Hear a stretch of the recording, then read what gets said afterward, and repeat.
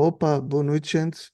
Eh, e como hoje é sexta-feira, já vem sendo habitual, estamos aqui reunidos para mais um encontro de algoritmos e estruturas de dados.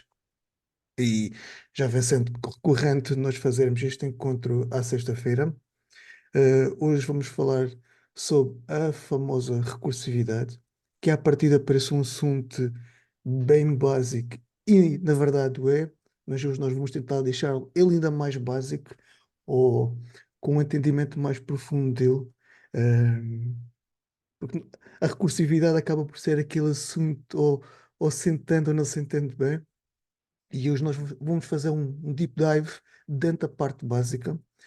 Ahm, e como já vem sendo habitual da nossa comunidade, nós todas as sextas-feiras nós encontramos para falar sobre algoritmos e estruturas de dados.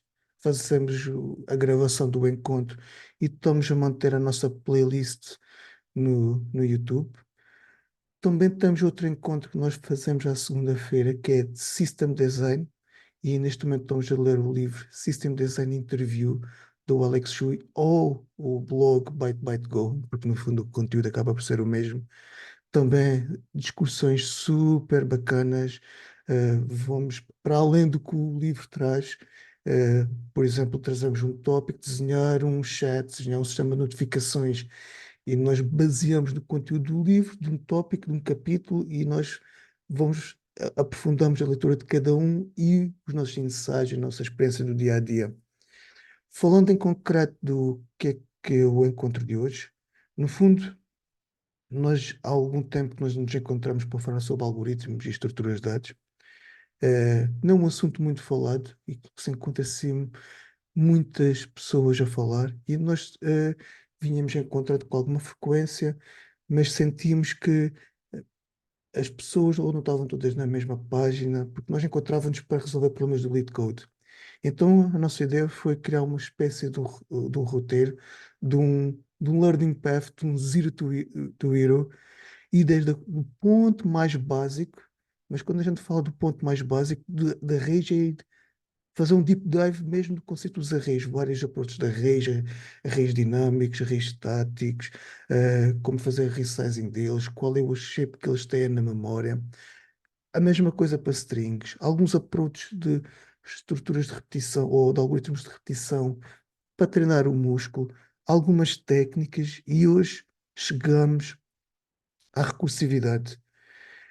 Se- eu acho que se tivesse que dizer, definir aqui um marco do nosso roteiro ou do nosso learning path, se calhar estamos a chegar agora a passagem do básico para o medium. Começamos a entrar, se calhar, naqueles algoritmos bem mais interessantes, como Deep for Search, Bare for Search, Binary Search em grafos e por aí vai. Acho que agora sim, sim, sim começa a vir aquela parte bem mais gira dos algoritmos.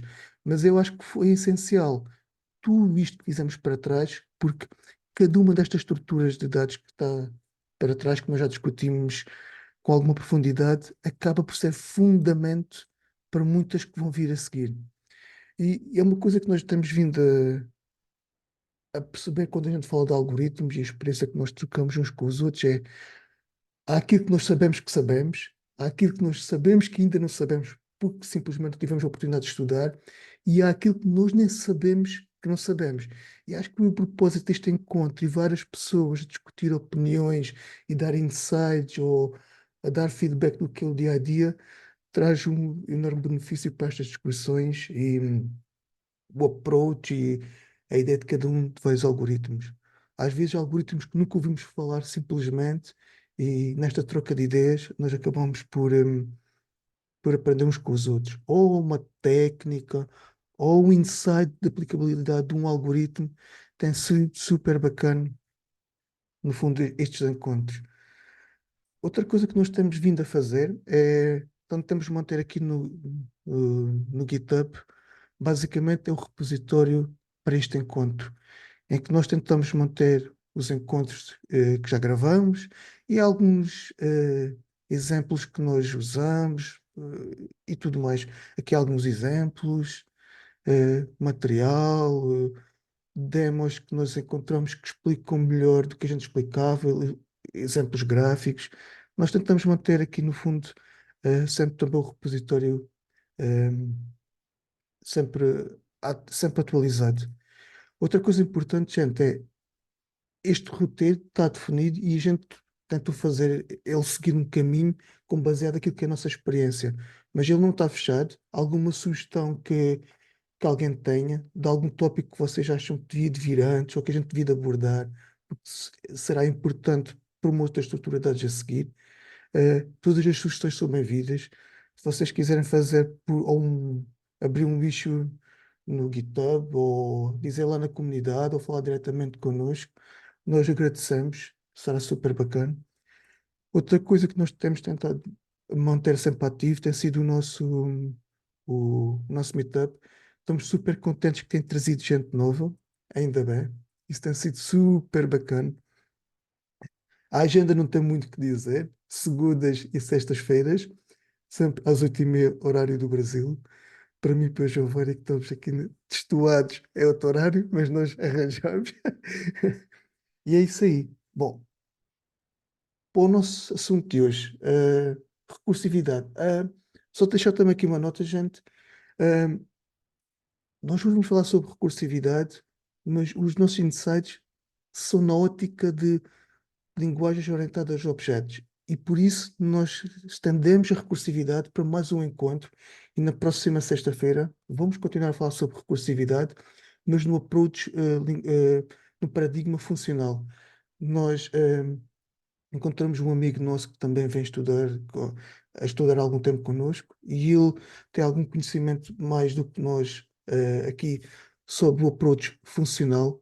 E como nós sabemos que a recursividade tem alguma expressão no, no paradigma funcional, nós pedimos para o Tiago vir falar um pouquinho sobre o paradigma e de algumas optimizações e porquê a recursividade no paradigma funcional.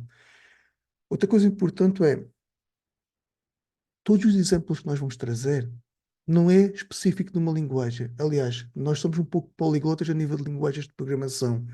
C Sharp, Python, Java, Go, TypeScript, é o que for. No próximo encontro vai vir. O próximo encontro acaba por ser um pouquinho exceção à regra, porque é mais o paradigma. E o Tiago vai acabar por se calhar trazer a linguagem que ele tem mais familiaridade. Mas o conceito é mais paradigma do que propriamente uma linguagem específica. Inevitavelmente, muitos dos nossos exemplos, se calhar, vão ser em Python, pura simplicidade do código, conseguir abranger outras linguagens, mesmo para quem não tenha familiaridade. Por exemplo, eu trabalho com C Sharp no meu dia a dia, mas os exemplos que eu acabo sempre por trazer acabam por ser Python. E quando nós trazemos algum exemplo, tentamos nunca trazer sofisticações muito da linguagem, deixar mais no purismo da estrutura de dados, mesmo para estar ao alcance, mesmo para quem não trabalha com Python ou com C Sharp ou com Java, ser fácil de fazer a portabilidade para outras linguagens de programação. E acho que é isso aí. Alguém quer acrescentar alguma coisa, gente? Ou vamos para o nosso tópico? Acho que é isso aí. Se ninguém tem alguma coisa a dizer, vamos lá então. Bom, gente, recursividade. No fundo, o que é isto de recursividade? Simples. Não é um algoritmo, não é uma estrutura de dados. A estrutura de dados é uma técnica, basicamente. Uma técnica como nós assim vimos, por exemplo, o sliding window, two pointers, prefix sum, só que a recursividade acaba por ser uma técnica bastante usada em muitas outras estruturas de dados, fundamental para outras coisas que nós vamos ver no futuro. E o conceito básico da recursividade, e isto acho que não estou a dar novidade nenhuma para ninguém, no fundo acaba por ser uma função que se chama ela própria. Simples assim. Sim. E acho que com isto a gente já falou sobre recursividade, acho que podemos ir embora. Brincadeira, gente. Bom, só que uma parte engraçada, antes da gente entrar aqui no conceito da recursividade, é não sei se alguém alguma vez experimentou a escrever a palavra recursividade no Google, e vocês sabem que o Google até gosto de às vezes brincar com algumas umas coisinhas. E quando a gente escreve recursividade no Google, repara o que é que ele diz. Você quis dizer recursividade? E a gente escreve recursividade. Se você quiser recursividade, são aquelas piadas à Google, geeks ou nerds. Só a parte engraçada antes da gente entrar aqui propriamente no tópico. Bom, falando aqui de algumas coisas que acontecem na vida real, que no fundo a gente pode olhar como recursividade. Quando a gente, por exemplo, vamos pôr aqui um exemplo. Isto no fundo, eu gosto de trazer estes exemplos, no fundo, fazer algumas analogias com o mundo real, porque quase tudo o que a gente tem da computação ou da matemática ou alguma coisa do género tem uma forte inspiração de algum comportamento observável do mundo real. E se a gente ver estas analogias, eu gosto sempre de dar para trazer algum insight ou fazer pensar, nunca tinha pensado que isso era isto ou era aquilo. Então acho que é interessante a gente trazer aqui, às vezes uns exemplos. Acho que o exemplo que a gente pode dar aqui de recursividade é que quando a gente faz um zoom, reparem, nós temos aqui o nosso viewport do Google Maps e quando a gente faz um zoom, basicamente temos um viewport e a gente estamos a fazer zoom cada vez mais próximo de um determinado ponto. Ou se- e, e se a gente fazer mais um zoom, basicamente o viewport acaba por ser o mesmo, simplesmente nós temos uma matriz ou um quadrante e a gente cada vez se aproxima mais. Ou seja, nós estamos a desprezar, no fundo, as extremidades. Este pode ser um exemplo do que acontece de recursividade. Outro exemplo de recursividade, para quem já experimentou fazer, apontar um espelho para o outro, em que a gente começa a ver uma imagem no infinito. Também é um exemplo do que acontece da recursividade no dia a dia. Outro exemplo, acho que toda a gente se calhar reconhece estas bonequinhas, que são as bonequinhas russas, que é as matrioscas, que elas saem de dentro delas próprias. No fundo, isto acaba por ser uma analogia também muito comum no que é recursividade. Ou então uma árvore genealógica. Também é um exemplo de recursividade. É que o próprio ser humano se é autossuficiente e vai propagando a espécie, no fundo. Isto são alguns exemplos de recursividade que nós temos no nosso dia a dia. Não no conceito de chamar ele próprio, mas está aqui um conceito de recursividade, basicamente. Hum, gente, alguém quer apontar algum ponto? Alguém quer acrescentar alguma coisa? Não me deixa no monólogo, por favor. Contribui, fala comigo, por favor.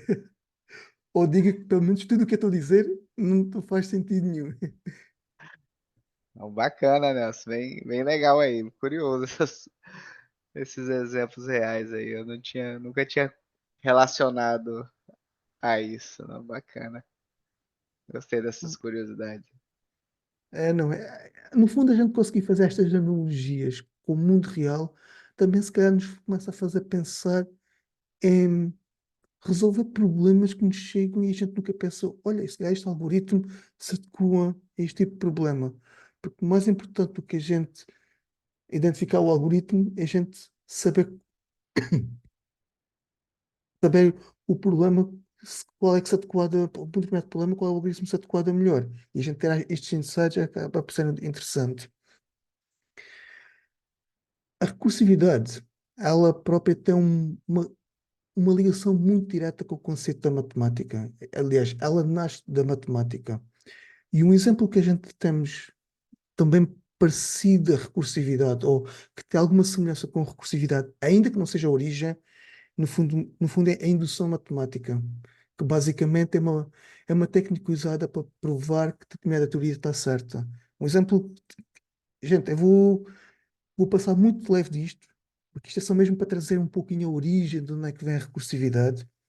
Em indução matemática, basicamente, temos um caso base, temos a indução de um step, e, no fundo, eu vou dar aqui um exemplo de um conceito, de uma prova matemática que é feita com a indução matemática, que é o conceito fatorial. Como é que a gente sabe que um número muito grande, fatorial, é realmente, eh, é verdade, como, por exemplo, um 4 fatorial ou um 3 fatorial?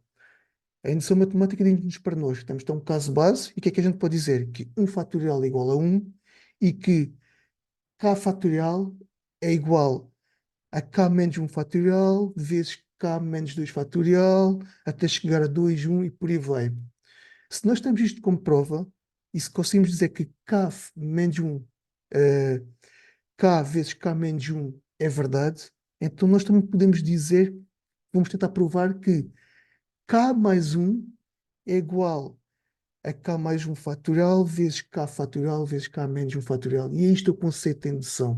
E como vocês contam indução matemática, no fundo, provar que uma determinada forma é verdade, porque será impossível nós validarmos isto para todos os números naturais, porque os números naturais tendem para infinito, não, são infinitos, é um conjunto infinito.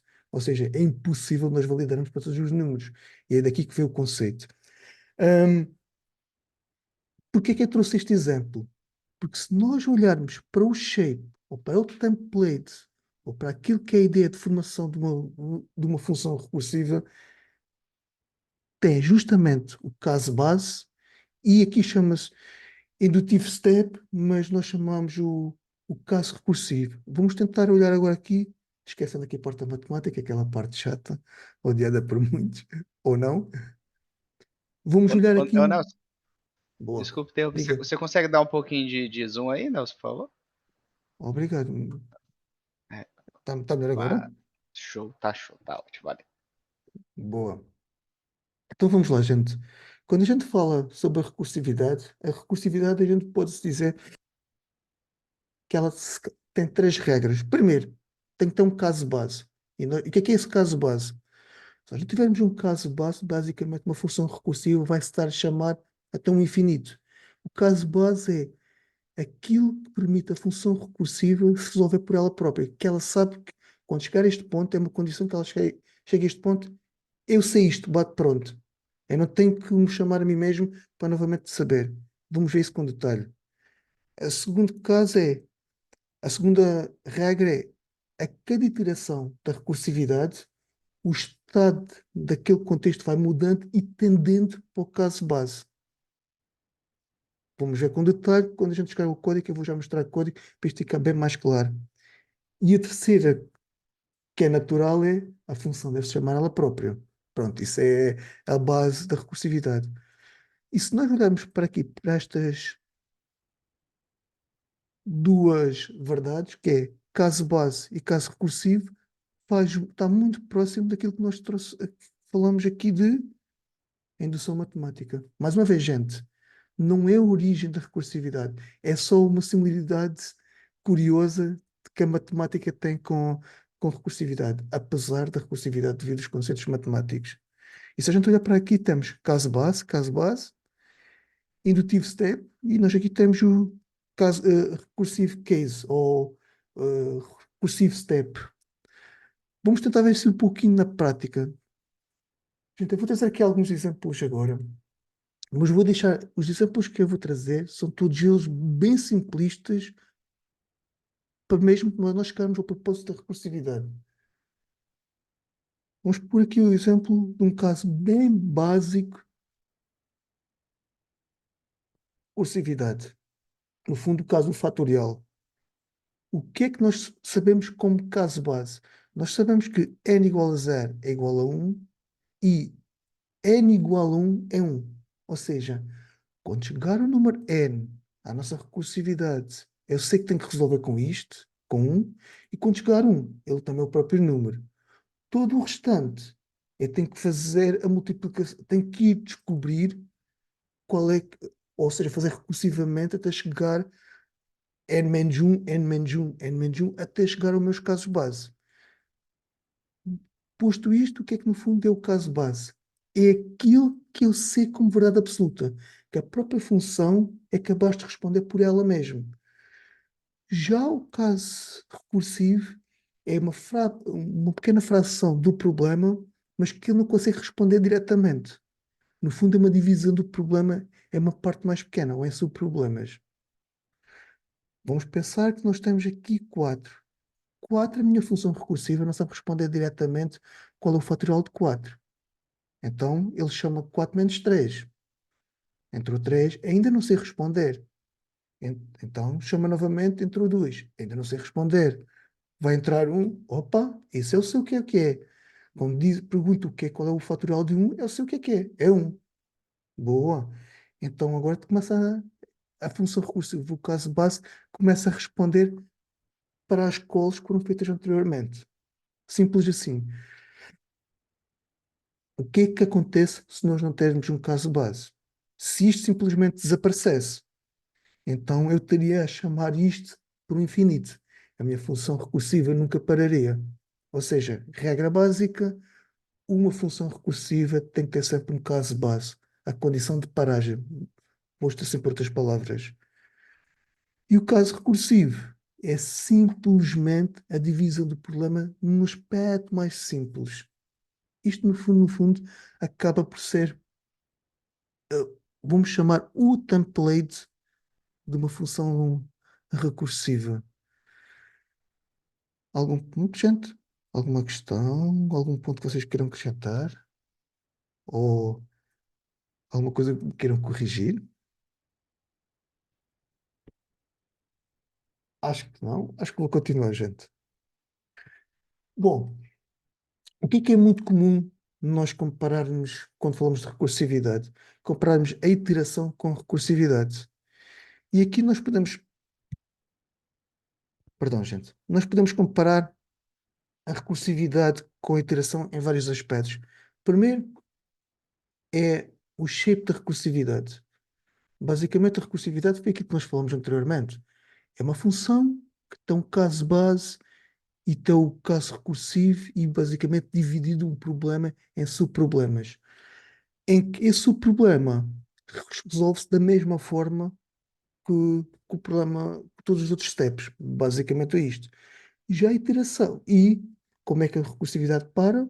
Lá está com o caso base. Já uma iteração, basicamente, tem um ciclo. Vamos falar de um for, de um while, que repete ali um trecho de código durante uma condição se confirma. Vamos pensar que estamos a fazer uma tabuada. Então, se calhar, de um a 10. E nós estamos ali a repetir enquanto nós não chegarmos ao número 10, estamos a repetir um trecho de código. Exemplo. A segunda coisa que nós temos aqui, que se calhar podemos comparar, e esta acaba por ser, se calhar, um dos aspectos mais interessantes. O state. Eu vou trazer aqui, se calhar, até acaba por ser interessante eu trazer aqui como exemplo. Eu vou trazer aqui como exemplo um recursive V versus. Pode ser isto mesmo. Ok. Aqui temos uma função recursiva e aqui temos uma recursão iterativa. Basicamente a resolução do mesmo problema, só que com approach recursivo e iterativo. A questão que acontece aqui é, na recursividade, cada vez que esta função é chamada, tudo o que acontece aqui, todas estas variáveis, têm um contexto próprio. E a recursão um não partilha contexto com a recursão 2. Se eu tiver aqui declarada a variável n ou a variável x, ela só tem valor naquela recursão. Quando eu aqui chamar a próxima recursão, aquele x que outrora tinha um valor, ele simplesmente não é o mesmo x, é outro x. Ou seja, há um scope exclusivo para cada iteração de recursividade. E onde é que isso fica? Fazendo a linkagem com o tema que o Mateus trouxe na semana passada, fica empilhado na stack. Simples assim. Na iteração, se nós queremos criar aqui algumas variáveis de estados, ou nós queremos uma variável global, mas é um approach diferente, em que a variável vai se mudando a si própria. Bom, aqui cada um aplica o approach que quiser. Mas o que é que acontece? Se eu declarar aqui uma variável, ela é a mesma variável para cada uma das iterações. E ela vai estar reescrevendo o valor. Coisa que não acontece na recursividade. Porque cada função tem o seu próprio estado. Se eu chamo 10 vezes a minha recursividade, se eu tenho aqui declarado um x, este x existe 10 vezes na stack e cada um, eu estou a falar aqui agora com um, mas existe 10x na stack, cada uma passou a função com o valor 1. Isto falando aqui de estado. O que é que a gente pode falar aqui de memória? Bom, aqui que se calhar começa a entrar aqui algumas. alguns assuntos delicados. Por natureza, a recursividade empilha na stack. Gente, estes conceitos que eu estou a falar agora, eles são verdade para programação orientada a objetos. Quando na semana para a próxima semana o Tiago falar sobre programação funcional, alguns destes conceitos não são totalmente verdade. Nomeadamente este aqui da memória, como eles têm algumas, o paradigma funcional e as linguagens que falam em paradigma funcional têm algumas técnicas diferentes. Mas aqui eu estou a dizer no paradigma orientado a objetos, ok? O que é que acontece? A nível de memória, as funções recursivas tendem a ser um pouquinho menos eficientes. Porquê? Porque temos que empilhar na stack e cada vez que chamamos uma função, empilha mais um estado na stack, ou seja, a nível de memória, a coisinha tende a subir. E aí veio aquela exceção que toda a gente gosta, que é o Stack Overflow, que acho que toda a gente adora essa famosa exceção. Clareza e simplicidade. Se a gente pensar um pouco, e isto aqui é um pouco cada um pode ter a sua opinião, mas eu vou dar aqui do meu ponto de vista. Normalmente, a recursividade, quando se falamos de operações matemáticas, tende. Vamos ter aqui um exemplo. Vocês concordam quando a gente fala aqui de recursividade, que a recursividade tem exatamente o mesmo shape que tem a forma matemática em si. E se a gente for para Fibonacci, tem exatamente o mesmo shape. Se a gente for aqui para um conceito, uma extensão do Fibonacci, que é o Tribonacci, é a mesma coisa. Ou seja, a nível de clareza, se calhar de simplicidade do código, talvez a recursividade, na maioria dos casos, tende a ser um pouquinho mais simplista. Quando a gente olha aqui para a iteração, aqui também está aqui alguma técnica aqui escondida por trás desta iteração e nós vamos ter um encontro especial para estas técnicas. A coisa se calhar não é tão intuitiva. No entanto, se calhar para a simplicidade do código computacionalmente dito, a iteração se calhar é mais simples, ou tende a ser mais simples. Mas, bom, com isto a gente falou um pouquinho também da performance. Se, se na recursividade nós temos que pôr na stack e depois ir ver o topo da stack para tirar uma função e por aí vai, temos que fazer operações de stack, a gente compreende que tem alguma complexidade ali, acrescida. A iteração é simplesmente um loop.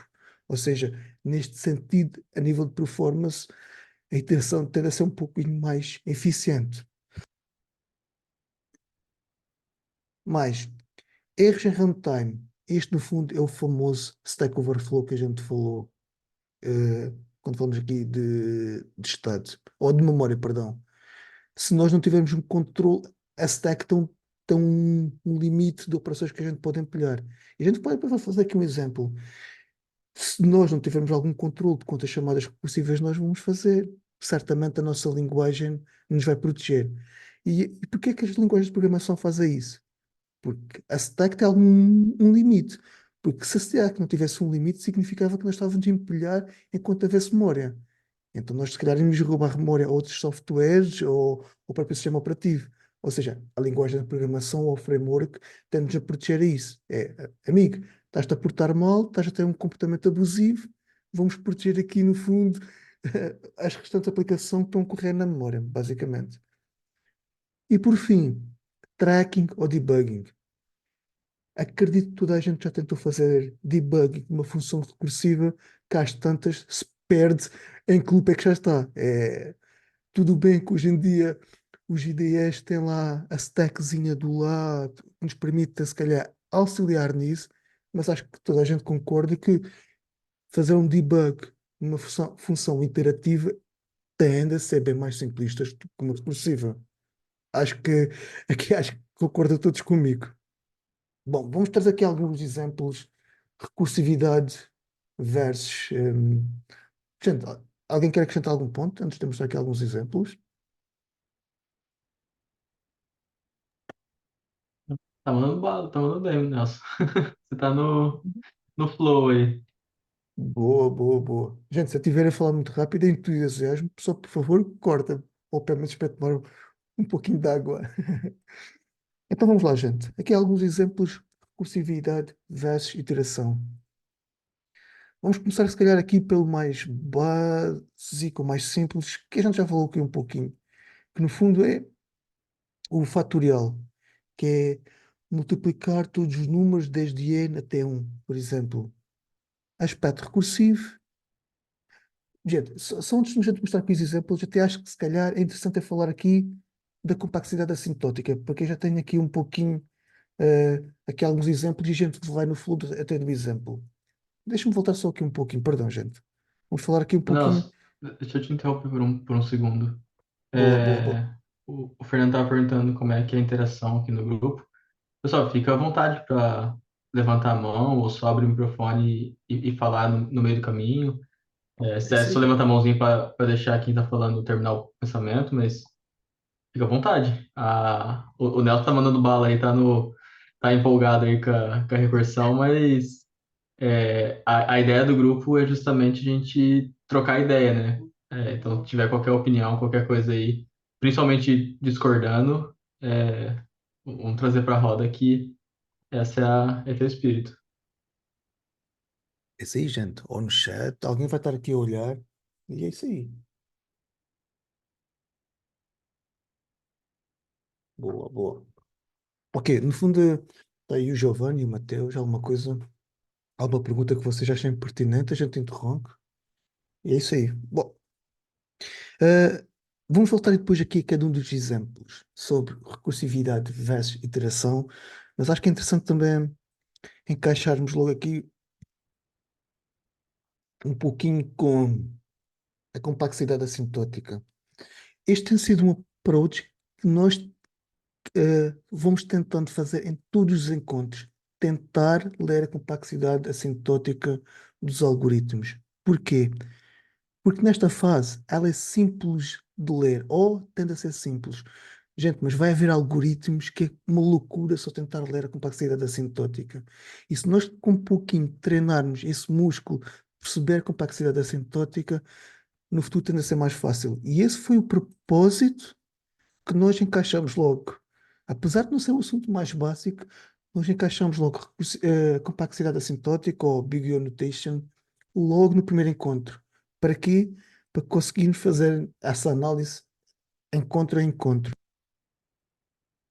Vou falar aqui um pouquinho aqui sobre a complexidade assintótica na recursividade, que ela, assim como o debug, tende a ser um pouquinho esquisita às vezes nós calcularmos. Aspecto importante, gente. Quando nós falamos de recursividade e nós podemos falar de complexidade assintótica em dois aspectos, tempo e espaço. Quando nós falamos de espaço, a stack, o empilhar da função, influencia a complexidade assintótica quando falamos de recursividade.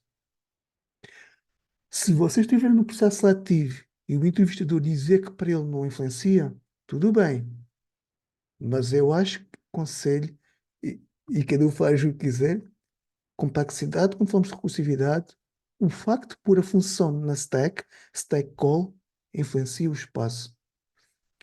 Bom, e aqui a gente pode falar de. E foi por isso que eu quis trazer aqui logo este assunto. Quando a gente fala, nós temos vários exemplos comuns de recursividade: linear, exponencial e logarítmico. O que é que nós temos como exemplo linear? Temos o fatorial e temos a potência, por exemplo. O que é que temos de exponencial? Temos um Fibonacci e um Tribonacci. Aqui foi um bocadinho forçar a barra, porque não me lembrava do exemplo, então trouxe só aqui o Tribonacci para ser mais um exemplo. E logaritmo, temos a nossa famosa uh, binary search. Talvez fique legal desenhar a árvorezinha do Fibonacci, Nelson, só para ter uma noção do que tecnicamente acontece, para entender o porquê que é um 2 elevado a n ou um 3 elevado a n, né? E não é só um n. Ou se calhar, se a gente optimizar aqui também, tentar encontrar algum exemplo na internet que eu mostrei ou não. Será que a gente não Pode ser? encontra? Fibonacci. Se você encontrar aí, Deixa eu ver aqui. vamos ver se encontramos aqui alguma representação. Oh, perfeito. Acho que encontrei aqui um perfeito, Giovanni. Boa. Bom, Nossa Senhora. perfeito não é assim tão perfeito quanto isso, não é? Talvez este aqui. Boa. Este aqui acho que Ah, é bem esse aí tá bacana. boa. É, Vamos só aceitar aqui para não chatear-nos mais. Vamos aqui um zoom. boa. Basicamente, basicamente, o que é que nós temos aqui? Porque é que ele. E, gente, ainda vai ficar mais claro quando a gente olhar para o código depois desta explicação. Fibonacci da sequência do número 5. O que é que o Fibonacci nos diz para nós? Só fazendo aqui a fórmula, só para colocarmos todos na mesma página, que o número atual é n-1 mais n-2. Ora, se nós queremos o Fibonacci de 5, será o Fibonacci de 4 mais o Fibonacci de 3. Mas eu não sei o que é o Fibonacci de 3. Então, o que é o Fibonacci de 3? É o 2. Do 4, perdão, é o 3 menos o 2. Mas eu também não sei do 3. Então, é o 2 menos o 1. E a coisa só por aí vai. Ou seja, a cada recursão que eu faço, a cada função que eu chamo, eu, no fundo, expando a minha árvore de dois nós, duas chamadas. Simples assim. E vamos olhar aqui para o código para ver se não é isso que acontece. Reparem que a cada recursão, que era o seu meu caso base, eu chamei ela duas vezes. Chegou aqui um 3, chamo mais duas vezes, e por aí vai. No caso do Fibonacci, até já podemos passar para o caso a seguir, é esse a chamar três vezes. Basicamente, esta árvore que aqui estava, em vez de ser uma, uma árvore com dois nodes, seria com três. Simples assim. Isto é o porquê que o Fibonacci é exponencial. Deixa-me voltar aqui só um pouquinho. Ah, e depois temos o logaritmo. Vamos aqui, show me the code, não é? Vamos pensar agora, voltando ali à questão do linear. Porquê que o fatorial é linear? Porque a cada recursão ela só se chama uma única vez. Ok? Vamos pegar aqui no exemplo da potência. Mais uma vez a gente consegue ver. A cada recursão ela só se chama uma vez. Eu não vou perder aqui muita gente a explicar o caso de como é que é calculada a potência, porque toda a gente sabe esse conceito, mas vamos trazer aqui estes dois exemplos. Se ela só se chama uma vez, então nós temos a nossa complexidade ON. E o mesmo acontece na iteração, porque no fundo eu repito N vezes. E o que é o N? É o número de entrada. Simples. Na recursividade, eu tenho que repetir a recursividade até chegar a um, no caso do fatorial, e na iteração não é diferente. Agora, na complexidade de espaço, a coisinha é um pouco diferente. Enquanto é na iteração, eu estou sempre a aproveitar a mesma variável, eu não estou a crescer variáveis, na recursividade a coisa já não é bem assim. Porque eu a cada recursão vou empilhar mais uma na stack, mais uma na stack. Se eu tiver N chamadas, eu empilho N funções na call stack. E é por E isso que não só eu. isso, né, Nelson? Ah, tem a questão que você falou mais cedo da própria variável, né? Que você está sempre alocando no escopo de cada chamada, está criando mais Uhum, um endereço de memória, né? Então, até você sair desempilhando e liberando, você está acumulando na memória até você voltar, né? perfeito, perfeito. Gente, a questão do linear é simplesmente quando ela se chama ela própria. Pode haver aqui um caso, e há casos que o facto da recursão linear só se chamar uma vez, a função ainda assim não é, não é linear. Por exemplo, neste caso, como é uma coisa muito simples, a maior complexidade está daqui da função, e acho que isto está aqui claro, nós olhamos para a recursividade em si. Eu vou saltar aqui um pouquinho para explicar porque é que eu estou a dizer isto. Aqui num exemplo que nós temos aqui, que eu fiz. Vocês lembram-se quando eu falei do exemplo do Google Map? Que era fazer um zoom. Eu trouxe aqui um exemplo de um algoritmozinho que eu escrevi, que é fazer um zoom numa matriz. Eu vou correr aqui só para, a título de exemplo. Eu tenho esta matriz com a dimensão toda, e eu no fundo fiz um zoom de X vezes para ignorar as pontas. Simular o que acontecia no Google Maps quando eu fiz zoom. Só que o que é que acontece, gente? É, na verdade, Eu chamo o zoom uma única vez. Em teoria, dizer que é linear, mas ela não é linear porque tem a matriz. O próprio problema tem uma complexidade que não é linear, que é aqui no fundo a repetição da matriz e a iteração da matriz que requer dois esforços que aqui estão, ok? Ou seja, não é o facto de só chamar uma vez que torna a recursividade linear. Temos também de ter em conta o problema em si, que neste caso aqui ficou claro. Vou voltar aqui para a iteração. Como estamos a falar de uma coisa muito simples, a complexidade estava toda aqui. Mas atenção, gente, o próprio problema, como o Giovanni trouxe ainda há pouco, que era as variáveis locais, elas podem tender para uma complexidade exponencial ou quadrática, ou por aí vai. Pronto. Acho que é interessante dar esta ideia para ficarmos todos na mesma página.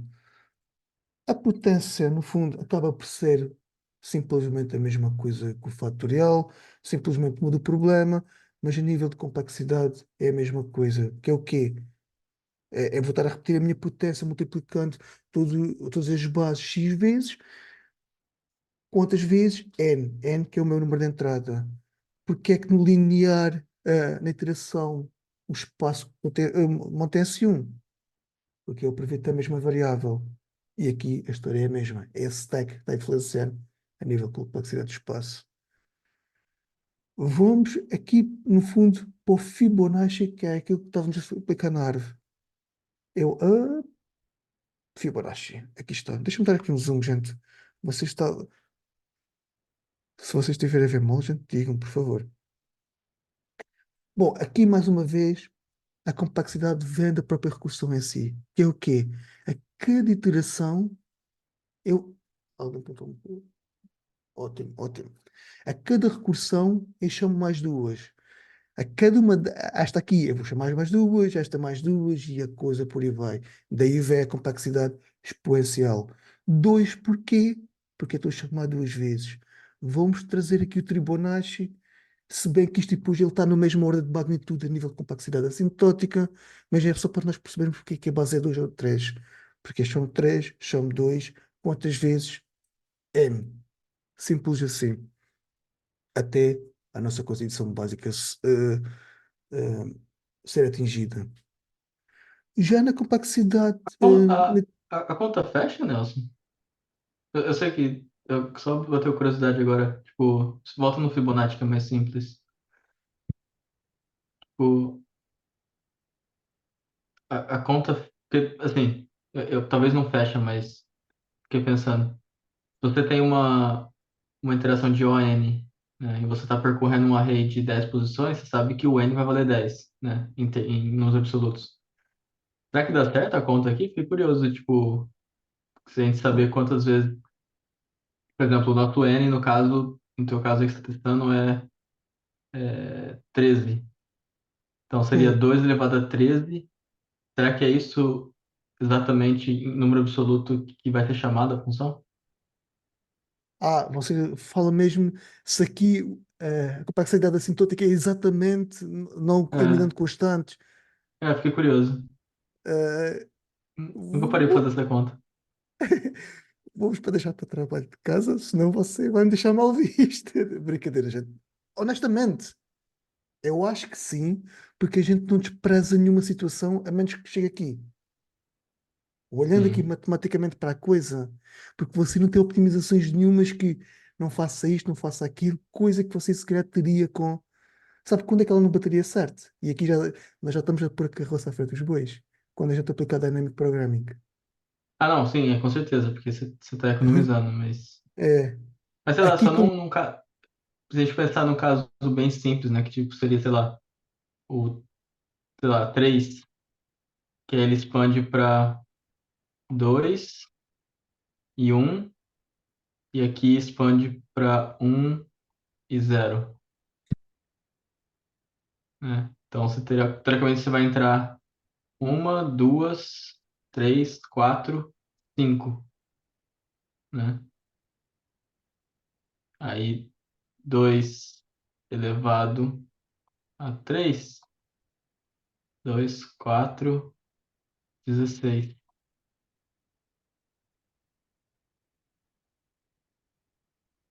Alguma coisa. Talvez não feche a conta, mas. Ou provavelmente não tá 8 certa não, a contagem que eu Giovanni? fiz. Opa, perdão. Acho que Eu, pensou. eu pensei em 8 e coloquei 16. E-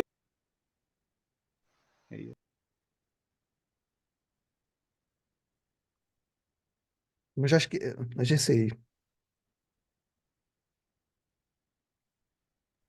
Eu acho que pode fechar, só que como o 1 e o 0 você não chama de novo, ele não exponencia. Talvez seja tipo 2 elevado a n menos alguma coisa. Hum. Você fala que esses aqui O caso base, né? não Hum, conta. Tipo, o 1 não explode para 0, por exemplo. entendi. É, deu 5 chamadas, né? É que você chama aqui, aí você chama aqui, e você chama. É, de O fato são 1, 5 chamadas. o 1 não chama, né? É, você chama, né? Porque a Ah, hora que tá. você entra aqui, a primeira vez você tá 2 e 1, né? Então você chama ele com 1. A hora que chega aqui, ele volta. Mas enfim, só fiquei curioso agora. Confesso, gente, que nunca parei para fazer essa conta.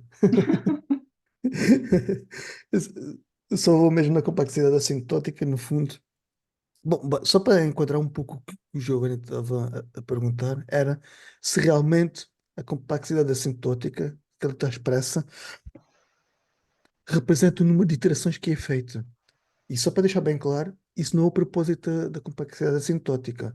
É só uma ordem de grandeza ou de magnitude que nós estamos a operar. E, aliás, isso tenta não representar pela uma das regras da complexidade assintótica, que é eliminar constantes e ficar com os termos de maior expressão. Só que como aqui nós não ignoramos e nem fizemos aqui nenhuma constante, daí a pergunta do Giovanni se a conta fechava ou não. Que em teoria a expressão da complexidade assintótica veio toda desta expressão que aqui está. E era daí a curiosidade do Giovanni. Certo, Giovanni? Boa. Você está mute. Se vai dizer alguma coisa, está mute. Não, é isso aí que você falou. Só bateu a curiosidade de resolver a conta. Só por curiosidade mesmo. Também nunca parei pra esse bate, mas total, não é esse o propósito. Uhum. Bom, vamos trazer aqui mais alguns exemplos aqui agora. Falamos do exponencial e agora vamos trazer a nossa famosa binary search, porque no fundo acho que é o exemplo mais simples de nós percebermos e a expressão máxima do log de n. E para quem não está familiarizado, convido a ver o nosso encontro específico e aqui já fazer aqui uma publicidade aos nossos encontros, ao nosso encontro exclusivo de binary search, que fomos bem longe neste algoritmo. E o que é que no fundo este algoritmo é? Dividir para conquistar. E a cada iteração que nós fazemos, nós dividimos o nosso array em metade. E aqui nós já podemos ver que a complexidade assintótica não vem da recursividade em si, mas sim do approach do problema. Aqui é mais um exemplo que a recursividade não nos dá assim de bate-pronto a complexidade assintótica. De onde é que vem a complexidade assintótica a nível de tempo? O facto que a cada recursão nós dividimos o nosso array ou desprezamos a parte que nós não sabemos onde está o nosso número. E aqui não estou a entrar em detalhe o que é a binary search, estou a partir do pressuposto que estamos todos na mesma página. Vamos pôr aqui como exemplo. Eh, Se o meu low é meio que o meu high, eu já sei que a minha recursividade, perdão, que o meu número de entrada, o meu target, não existe. Vou achar o meio do array que eu tenho neste determinado momento, e aqui começa parte do segredo, no fundo, que é exatamente o que acontece aqui na iteração.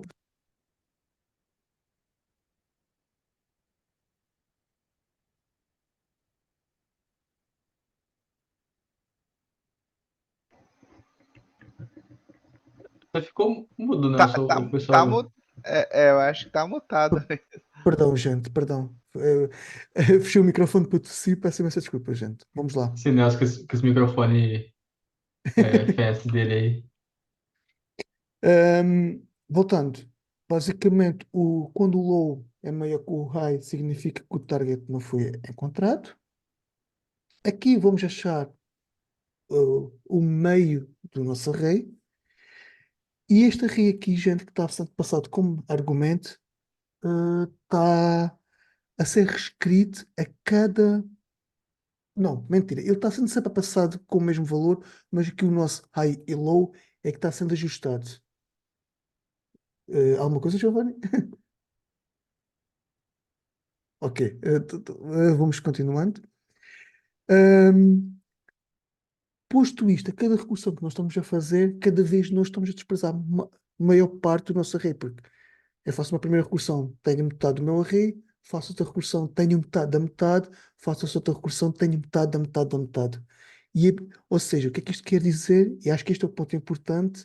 A complexidade assintótica deste problema vem que eu não faço tantas iterações quanto n, porque eu faço uma grande corte do meu array a cada recursão. E daí que eu dizer que a complexidade assintótica vem do problema em si, como aquele exemplo que é do zoom da matriz, que a complexidade tendia para a área quadrática, se não estou em erro, deixa-me ver se não estou a dizer asneira nenhuma. Exatamente, do problema em si de matriz, não da recursividade. E aqui temos exatamente a mesma coisa. Já a nível de espaço, é exatamente o mesmo problema. Aqui não temos muito ponto de fugir, gente. Vou voltar a repetir. Para a semana que vem, provavelmente o Tiago vai nos dizer uma coisa diferente a nível disto. Porque nós sabemos que as linguagens funcionais, nesse aspecto, são nossas amigas e dá ali uma optimizada em termos de compilação. Quando a gente.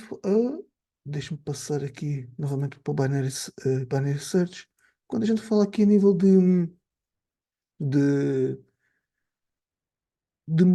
de interação, basicamente temos o mesmo tipo de complexidade, que temos a complexidade assintótica da recursividade, mas a nível de memória, como nós não estamos a criar memória adicional, tirando estes ponteiros que nós criamos aqui, mas eles são sempre reaproveitados, então a complexidade a nível de espaço é 1.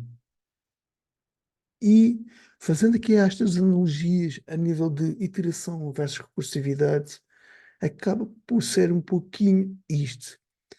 Todos os problemas, todos os problemas têm uma técnica, são possíveis de escrever em modo iterativo. E aqui cabe a nós perceber se vale a pena uma linguagem de programação orientada a objetos e tentar obter essa performance da iteração e não tentar alocar na stack, ou se é preferível, se calhar, um approach mais. Vamos pôr aqui neste exemplo. Certamente, este approach que aqui está versus este, ele é bem mais legível. Se calhar, para manter o código, este é preferível. Mas se nós estivermos num caso de performance extrema, este aqui talvez seja preferível. E aqui é o tal famoso de depende, cada caso é um caso. Algum ponto, gente, que queiram acrescentar? Acho que tal. Eu não queria trazer muito a parte do Dynamic Programming, Nelson, mas volta na sua tela só para talvez exemplificar e deixar um gostinho para o que a gente vai ver no futuro, né? Mas se a gente for pensar, vou desenhar rapidinho aqui, o Fibonacci que a gente fez lá, né? Que seria alguma coisa nesse sentido aqui. 3 e 2, 2 e 1, 1 e 0. Você quer colocar a árvore, o diagrama outra vez para ficar mais Ah, legível? pode ser. Pode ser, pode ser. Verdade, tem exatamente o exemplo ali. Esse exemplo aqui, a gente viu que ele está fazendo uma recursão, como a gente viu, um 2 elevado a n, né? Só que aí, isso aqui, nada é um programa que a gente vê lá na frente, é a técnica, que o Jonas falou. Existem técnicas que, usando Dynamic Programming, por exemplo, a gente deixa isso aqui um pouco melhor E na verdade, com o Dynamic Programming, isso aqui vai virar um ODN, né? Por quê? Bem simplista, a gente vai eliminar essas chamadas que já foram feitas aqui, tá vendo? Então, você eliminando todas as chamadas que já aconteceram, você acaba não descendo exponencialmente, né? Você acaba descendo só uma vez por cada número. Então, acaba que a complexidade volta a ser n, né? Só que ela ainda continua com o espaço de n, né? O tempo vira O de n, mas o espaço ainda é n, né? Porque aí você está criando várias coisas. E aí que a gente vai ver depois, que é o segundo nível do Diamond Program, que eu acho que é o segundo nível, que é esse é o top-down que a gente fala, né? E o outro seria o bottom-up, que aí o bottom-up, sim, é a técnica para você transformar o espaço em O1, né? Mas aí a gente vai ver mais pra frente e isso aqui não é o fim, né? Você ter uma recursão exponencial não é o fim. Dependendo do problema, dá para você aplicar técnicas e deixar ela menos pior, vamos dizer assim. É Mas uma aí eu coisa vou parar aqui. é uma coisa que o Giovanni falou agora e talvez que ficou mais claro para mim entender na época, e essa árvore fica bem claro, é a técnica também dá para ser explicada assim, né? Fibonacci de 5, então chega uma hora que ele calcula o Fibonacci de 3 e ele meio que cacheia esse cálculo. E quando ele vai fazer de novo aqui, já está no cache e ele não precisa fazer. Então aqui ele salvou uma execução, mas por exemplo, o de 2 tem bastante, né? Então é por isso que a complexidade dele vira ON. Só uma outra maneira de exemplificar o que o Giovanni falou. Uhum. Como é que eu faço para pagar Perfeito. agora? Agora só fica. Agora. É... Mas, gente, isto foi só uma intro daquilo que nós vamos falar no futuro e nós vamos ter um encontro exclusivo a Dynamic Programming. E acho que aqui começa a entrar naquelas partes ainda mais interessantes. Se calhar aqui começa o nível avançado da coisa, não? Eu acho que do grafo é pôr no pezinho no avançado, Uhum. aí daí pra frente é só ladeira abaixo. É, TK fica a mão levantada aí, fala aí. Então, Giovanni, o que você falou do bottom-up para o Dynamic Programming, que é ele transforma para OD1, né? Isso seria especificamente para o... Já estou perguntando sobre Dynamic Programming, né? Se ele especificamente para o Fibonacci, ou ele é tipo uma técnica para qualquer tipo que você utiliza a técnica lá de Dynamic Programming? No geral, de forma bem simplista, para problemas tipo do Fibonacci, dá para você assumir que sim, mas depende muito do problema. Pode ser que tenha problema que você ainda tenha outras operações que vai mexer com o seu ODM ou seu OD1, né? Então, talvez outras operações você tenha que fazer para resolver o problema, apesar dele ainda ser Dynamic Programming, ele ainda possa ficar mais complexo em questão de Big O, porque ele tem outras operações que prejudicam, né, essa parte. Mas volta ali no teu VS Code, Nelson, rapidinho. Você tem a Fibonacci. Aqui. Aqui no Fibonacci é legal o Fibonacci para explicar essas coisas, né? Porque você consegue de fato ver a recursão, né, do top-down, e aí a do bottom-up você consegue ver o porquê que é on, né? Porque você não tem um array ou nada aqui. E na verdade tem uma opção do. Se bem que. Pensar.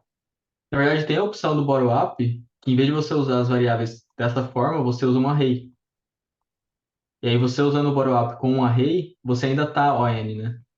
A sacada vem justamente você conseguir eliminar esse array e usar somente variáveis, né? Então, se você não consegue eliminar o array aqui, talvez ele não continue ON. Não queria entrar muito em detalhe, mas você pega, por exemplo, da NAM Programming de 2D, né? Você acaba sempre tendo que trabalhar com uma matriz. E aí a matriz acaba deixando o seu problema O de N de espaço. Porque você precisa construir a matriz. Então, não necessariamente bottom-up vai te reduzir a velocidade para O1, de fato, mas depende do problema, é bem possível. Não sei se ficou claro, provavelmente foi bem confuso o que eu falei, mas a gente vai brincar com isso aqui logo logo. Só acrescentando mais um ponto e também não estendendo muito. Como o Giovanni disse, o Fibonacci dá para reduzir as variáveis, porque se nós olharmos, nós queremos a penúltima e a antepenúltima, o tal do n-1 e n-2. E é essa magia que nos permite desprezar o array, porque eu não preciso saber desde o primeiro cálculo. Eu só preciso saber o anterior e o antes do anterior. Se a gente for para o Fibonacci, três para trás. E se houvesse um Quadranacci ou o que fosse, ou seja, é a natureza do problema também a nos dar aqui algumas magias. Mas, lá está. No fundo é isso.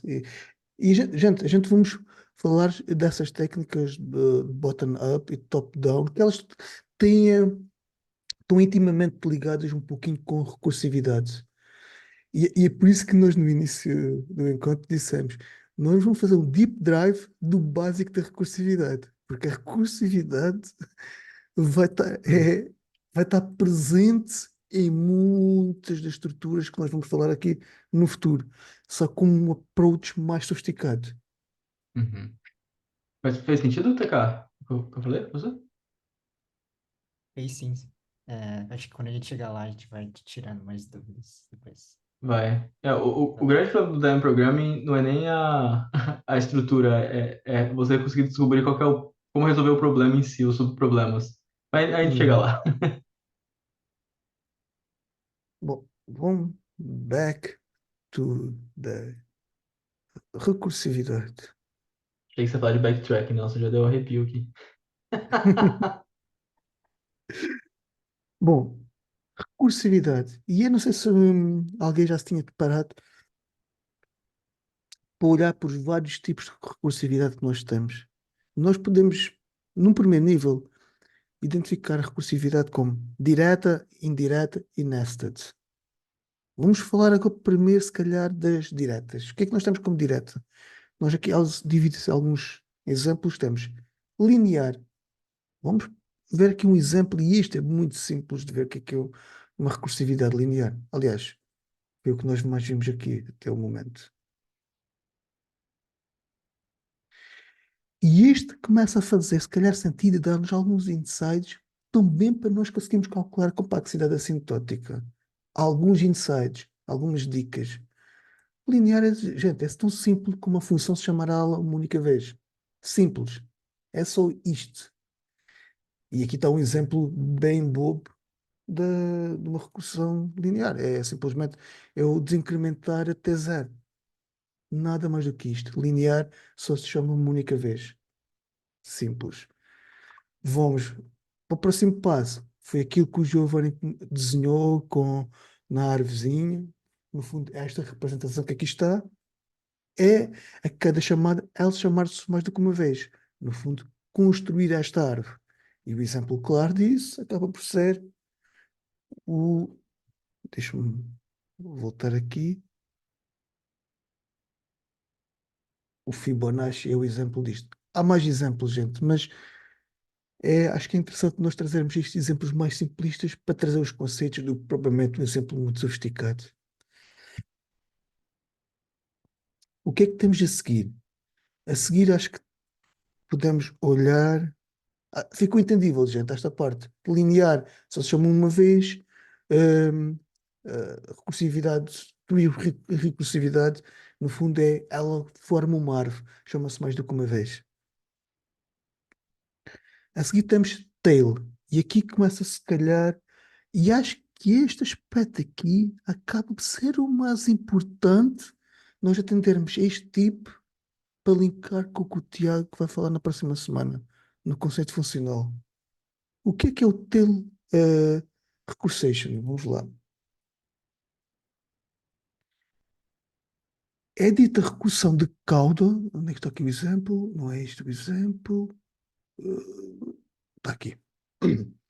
Quando a última operação a ser chamada, antes do return, ou se não houver return, a última operação de todas tem que ser a própria chamada da recursão.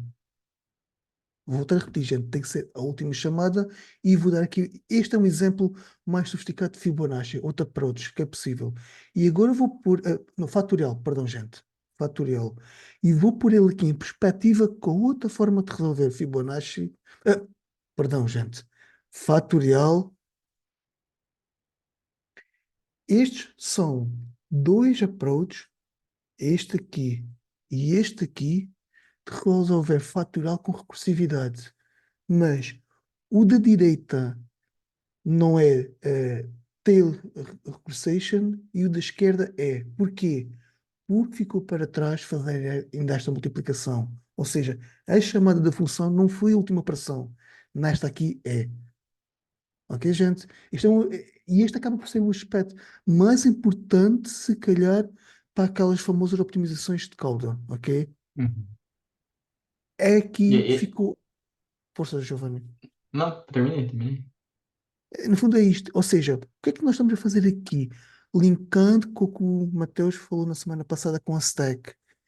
Eu realmente fiz outra chamada, mas na stack, uma pilha, o top menos um, está lá a operação de multiplicação que tem que ser acabada de fazer com o resultado aqui desta recursão. Aqui não, aqui está uma técnica mais sofisticada. Enquanto que o TK e o Giovanni estava a falar, está aqui uma técnica bottom-up a ser aplicada, basicamente. Uhum.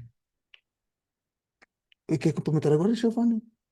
Não, só acabou meio que falando que eu ia falar, mas talvez só complementando talvez em poucas palavras, né, o Tail Optimization, que é linguagens de programação específica que conseguem fazer isso, né?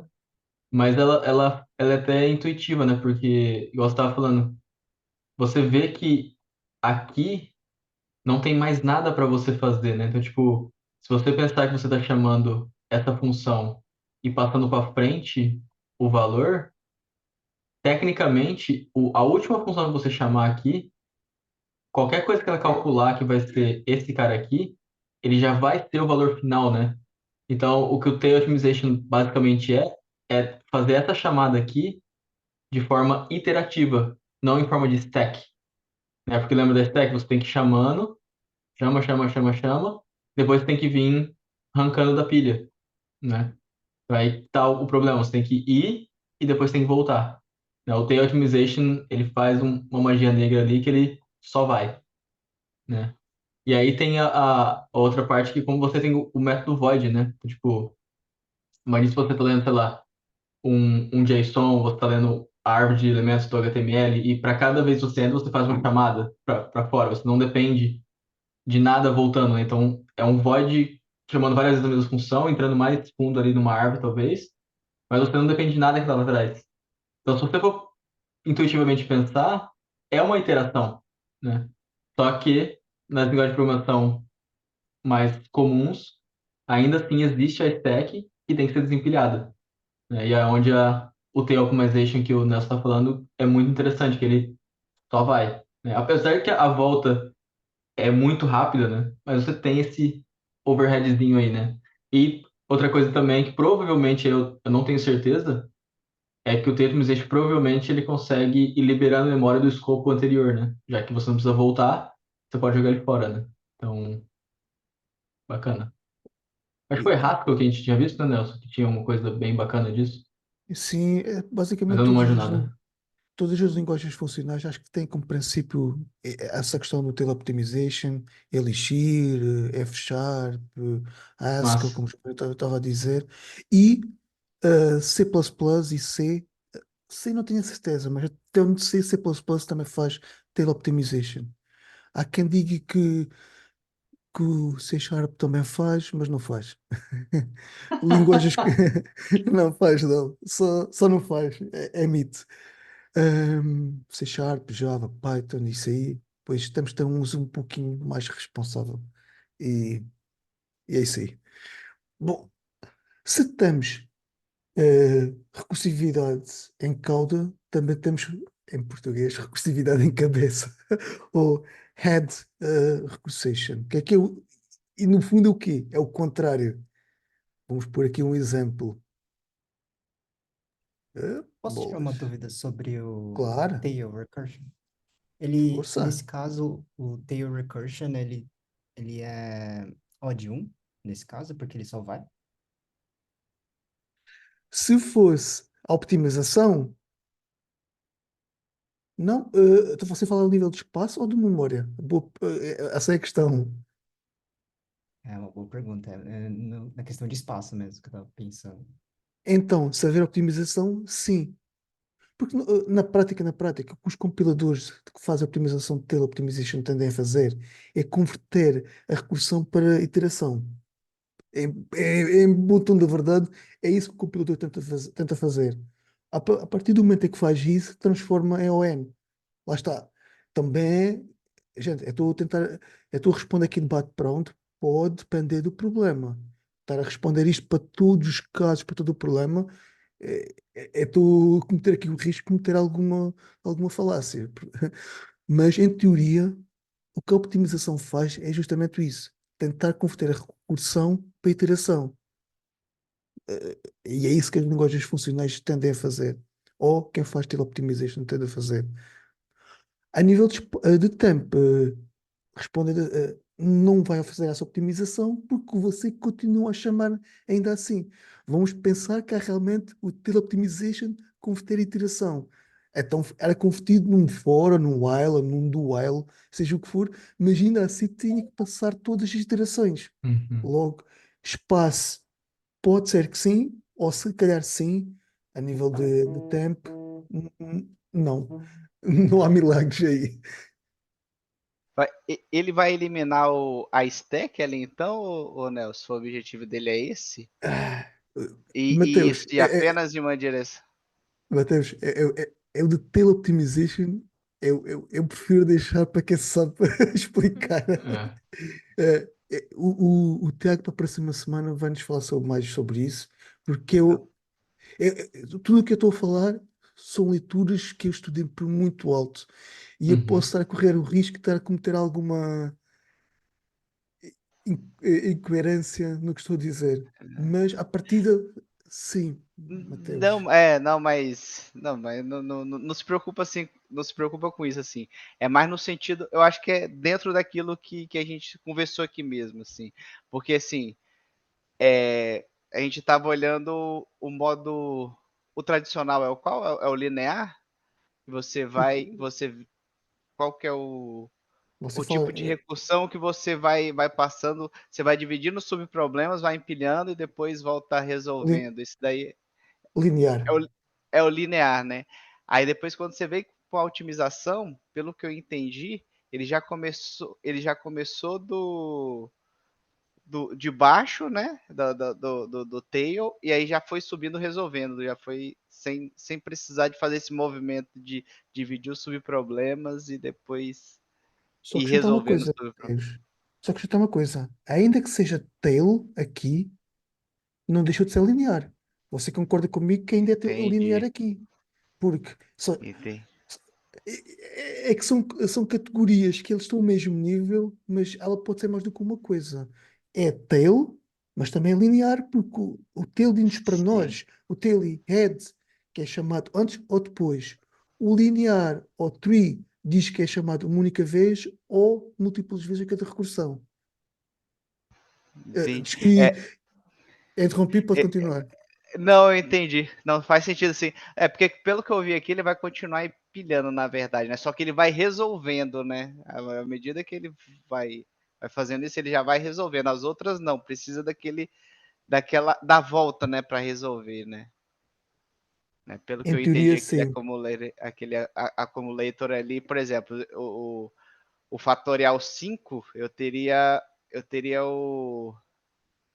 O que, o eu que, teria o 4 menos o 4 vezes fatorial o, 4, não é isso? o que é que ia acontecer aqui? Deixa-me tentar pôr aqui lado a lado.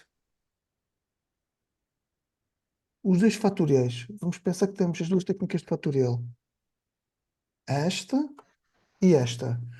O compilador que é capaz de fazer a optimização ia chegar aqui a esta operação e via, opa, eu não tenho mais operação nenhuma para fazer. Então vou simplificar a coisa.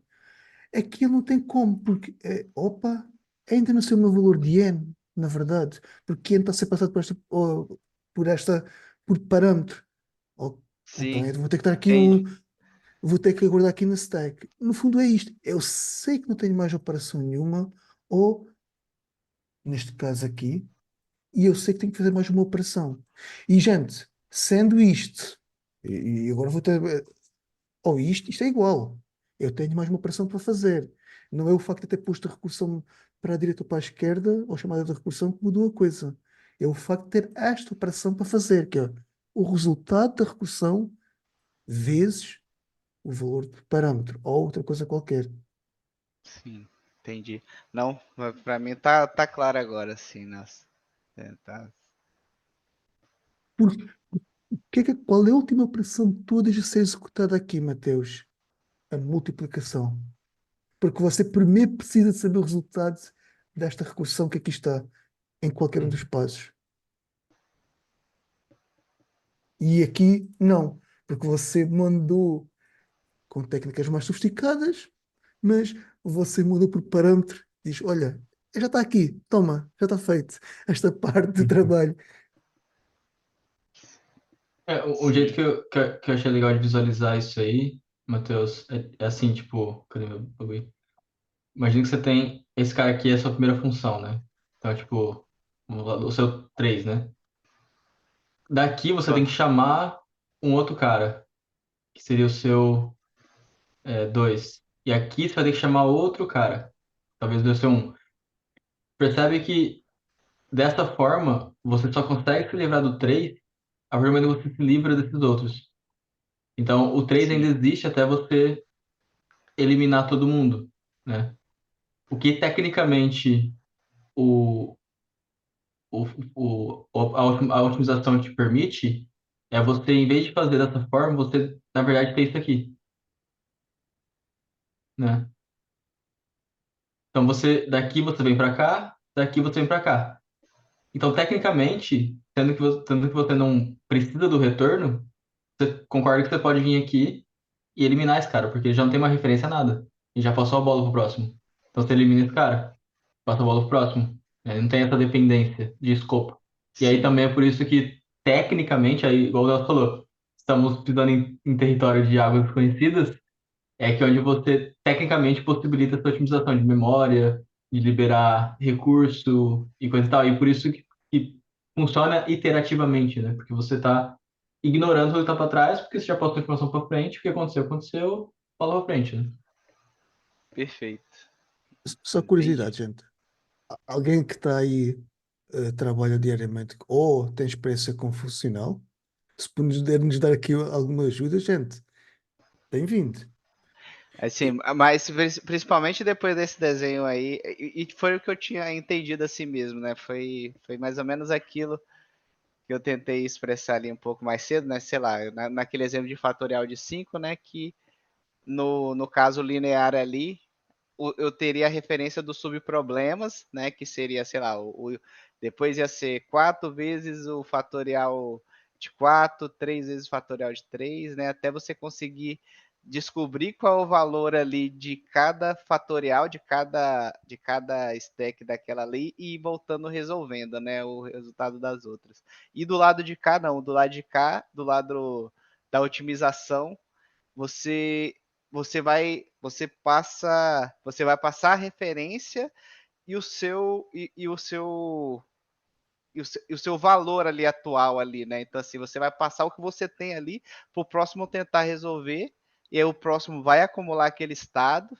Se não conseguir resolver, vai passar para o próximo vai acumular o estado, até chegar no caso base, e o caso base ser capaz de resolver tudo para você, porque tá com aqueles estados acumulados ali, né? Da outra não, os estados eles estão separados e cada stack tem uma referência, né? Que ela, opa, eu, eu não sei o valor ainda, mas eu sei que uma hora eu vou resolver quando chegar no caso base ali, né? pelo que eu entendi, foi isso. Assim, a otimização tá aí, né? É isso aí. Massa, pô, legal, legal. Então ficou bem claro. Então, vamos para o último.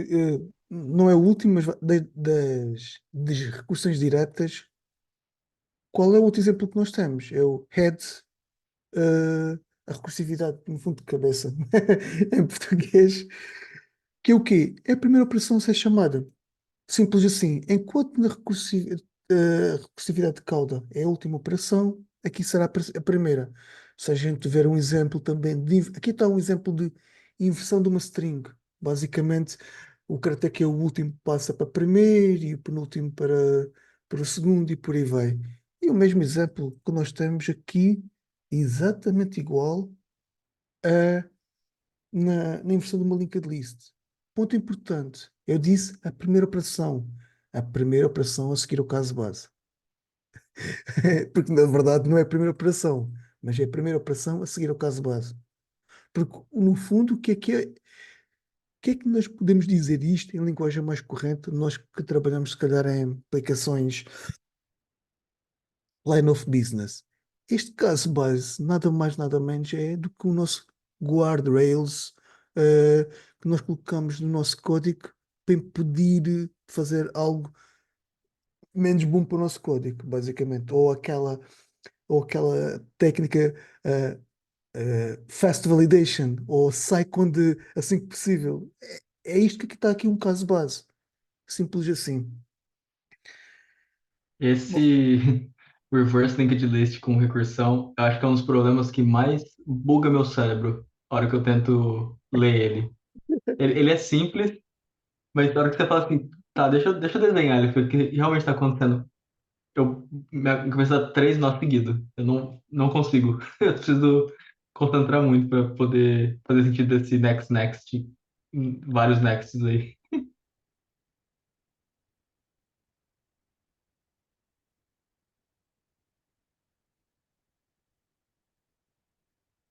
Você tá mudo, Nelson. nossa, adoro fazer mímica, perdão, gente. Mostrar só que os códigos estão a funcionar. É depois vou partilhar no Git os exemplos, quem quiser. Bom, recursividades diretas. E o conceito de recursividade direta? Basicamente é a função se chama ela própria. Onde é que está aqui? Ela chama-se ela própria. E isto dá-nos logo indicado do que é recursividade indireta, em que não é ela que se chama ela própria, mas que ela chama outra e outra chama outra, ou não é uma chamada direta. Aqui o exemplo que eu vou dar aqui agora, basicamente, imaginamos que temos um JSON e aqui é aqui uma função para printar aqui numa estrutura bonita. Eu vou só correr para vermos o que o código faz.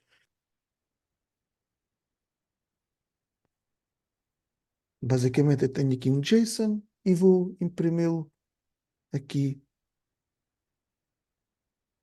E basicamente o que eu estou a fazer aqui neste código, forcei aqui a barra tremenda porque eu não me lembrava de mais um exemplo. Quando é objeto, chama uma função, quando é array, chama outra. Neste exemplo aqui em concreto, ela ainda é direta, porque eu não tive como fugir desta recursão aqui. Mas o conceito de recursividade indireta é esta chama esta e esta chama esta. Ok? Este é o conceito. E não tem que ser o próximo a seguir. Pode ser eu chamo uma, que chama outra, e algum tempo depois volta outra vez a chamar-se a primeira função. Simples assim. Essas é as divertidas de debugar. É, não é? Eu só fui, pôs espaço. Eu não sabe onde está. E por fim, nested recursation. O que isto é? E, gente, o único exemplo que eu encontrei didático foi este algoritmo Ackermann, que não serve para nada a não ser meramente científico. Isto é só um exemplo meramente académico ou que algumas linguagens de programação utilizam para estressar compiladores ou performance ou alguma coisa do género, que é o quê? Ela chama-se dentro dela mesma, a recursividade está dentro dela própria. Já este exemplo cresce, se eu não estou em erro, este é dos exemplos muito difíceis de calcular a complexidade assintótica dele. Eu vou trazer aqui um pouquinho só a forma matemática, mas isto é só unicamente um exemplo ou na área da matemática para estudos, ou meramente académicos, ou eh, testes de performance e de stress que cresçam com uma velocidade astronómica. Só, já que falei nele, vou também trazer aqui um pouquinho daquilo que é a forma dele. Hum, Não foi? Portanto, gente, só um instante. Só um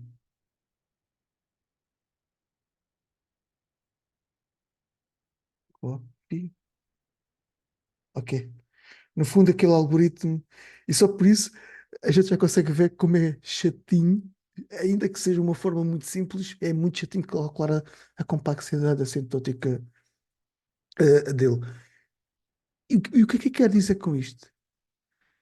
Gente, há algoritmos que naturalmente é muito complexo mesmo.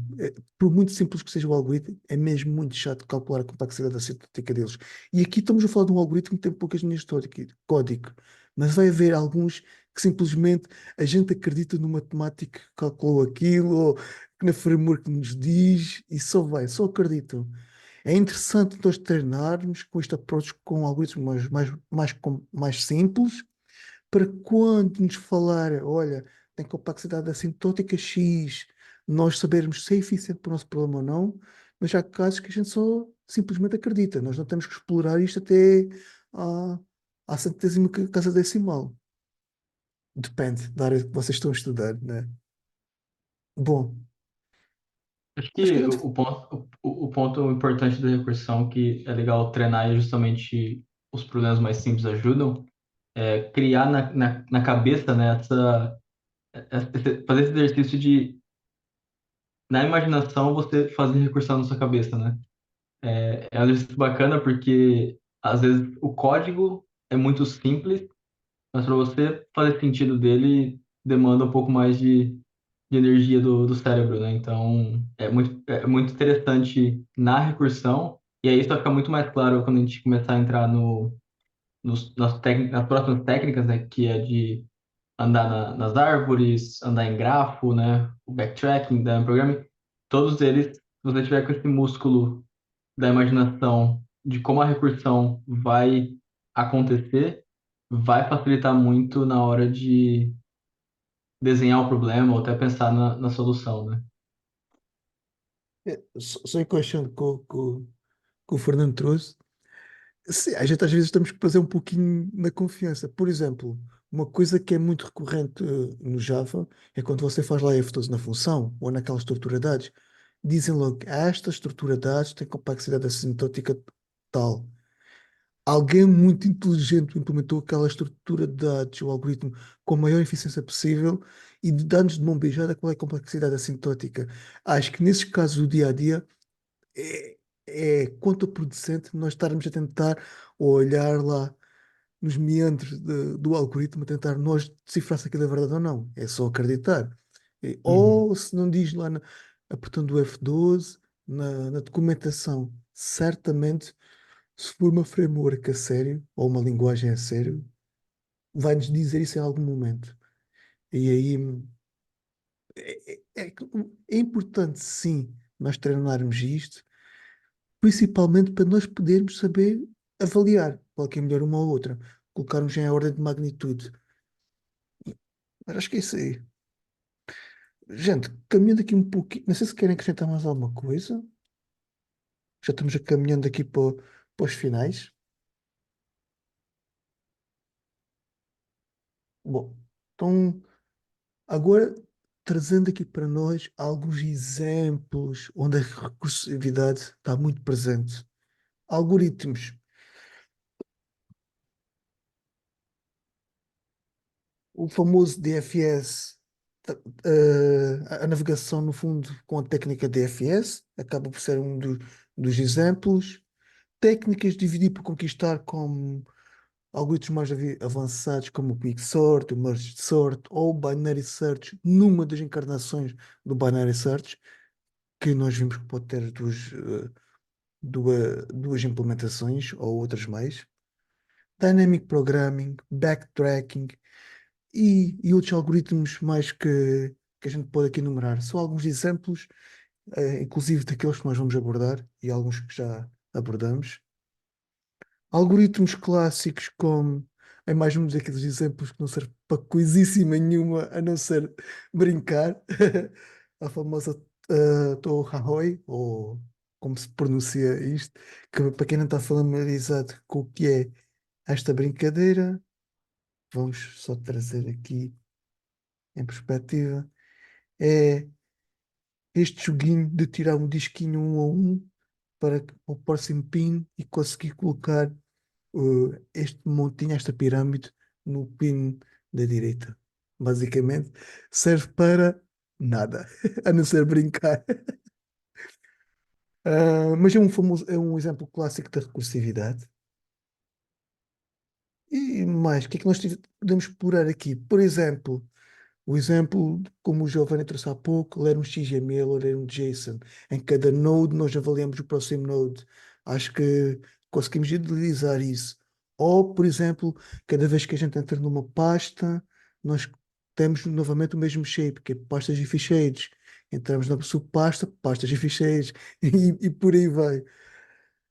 Gente, isto são alguns exemplos onde a recursividade está presente. E acho que é isso, gente. Nós inicialmente pensávamos que a recursividade não ia ter muita coisa para falar, e o que é curioso é só ainda dentro da parte básica da recursividade, ainda assim houve muita coisa para falar. E linkando aqui também com o encontro da semana passada, também ficou claro porque é que a recursividade anda de mão dada com a stack. Não com a stack estru- bom, que sim, com stack estrutura de dados, porque a stack call implementa uma estrutura de dados chamada stack. Mas como a recursividade faz-se valer da call stack, e a call stack, como o nome indica, é uma stack, então elas estão intimamente interligadas. So- e já agora, eu disse que ia fazer e não fiz, vamos ver a famosa exceção de recursividade, through except, como é que é? Stack Overflow. Vamos ver aqui o exemplo, se calhar, até no Fibonacci, que é bastante fácil de representar. Como a cada chamada nós empilhamos mais três, então a coisa cresce a um ritmo astronómico. Vamos tentar fazer aqui, ver onde é que o Python aguenta. Vamos, se calhar, só por aqui C. E ele ainda está a fazer, mas está a levar tempo, gente, que nunca mais acaba. Vamos tentar ver se eu consigo mandar por uma chamada que ele estoura. Talvez uns 500. Você sabe, Mateus, qual é o limite? Ou ele tem que atingir para chegar ao limite? Eu acho que o limite é 1000. Mas Ah, eu então não vamos sei. tentar. Acho que o limite é 1000, se não me Então, falha a memória. ou será que temos que atingir? É, exato. Oh, 996. Pronto. Ok. O que é que acontece, gente? Empilhamos muito mais funções na stack, chamadas na stack call, do que aquelas que são permitidas. Se a gente fosse numa recursão linear, permitia muito mais, porque não tinha um crescimento tão grande. Aqui nós estamos a crescer 3 vezes a cada recursão. Bem, gente, acho que de, de recursividade, acho que é isto. Se alguém tiver algum ponto, alguém quer fazer algumas perguntas, espero bem conseguir responder. Ou se eu não conseguir, espero bem que alguém me ajude e não me deixe passar vergonha. Ou se quiser dizer Bom, que tudo que eu falei aqui está errado e contribuir, gente, abra o microfone e estejam à vontade. não, pô, foi show demais, Nelson. Caramba, esses tipos aí de recursão aí, principalmente aí, eu não tinha pegado isso anteriormente. Pô, bem legal Gente, ali, né? Principalmente aquela Boa, Mateus. Só para dar aqui como referência, é- aqui o Geeks for Geeks também traz aqui uma boa explicação, aliás, de todos esses tipos. Quem quiser colocar aqui no Geeks for Geeks, é um site que eu aconselho bastante a quem estuda algoritmos e estruturas de dados. Eles têm exemplos muito interessantes em várias linguagens e eles trazem isto tudo que eu disse aqui e depois têm links para mais referências. eh, só abusa, abusem dele.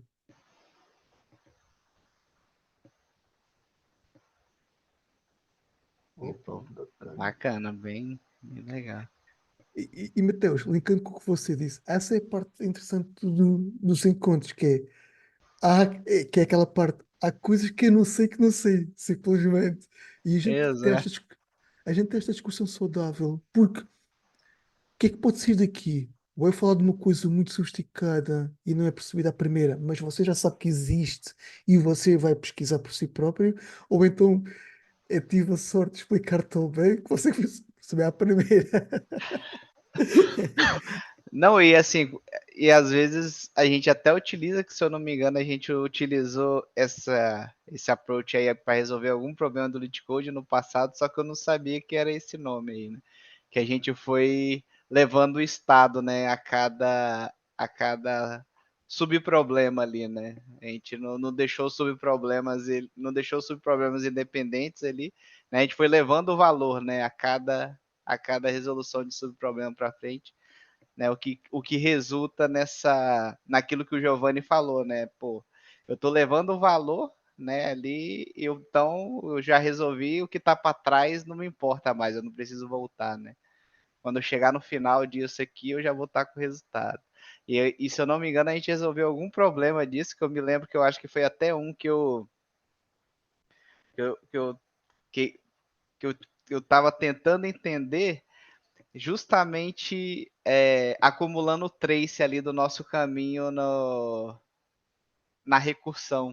Que eu não estava conseguindo entender como é que no final do problema, foi algum problema de elite code que eu não estou lembrado agora, mas eu me lembro que nesse problema eu passei um array ali, né, só para como se fosse um trace ali, né, e no final das contas eu acho que foi até o Nelson, o Giovanni, que até me questionou depois, né, o porquê daquele trace ali, se a gente já estava acumulando ali o valor ali a cada estado ali, né, e já tinha isso resolvido, que aquele trace não ia valer de nada ali. E na verdade eu estava querendo chegar no caso base e pegar a minha soma dentro desse trace, né, dentro desse array. Só que isso já estava sendo feito através do valor ali, como se fosse o acumulador aqui, né, que o Nelson colocou ali no caso do, do tail, do Uh, recursion, do Recursion recursion, Tail. recursion tail, né, que é um otimizador.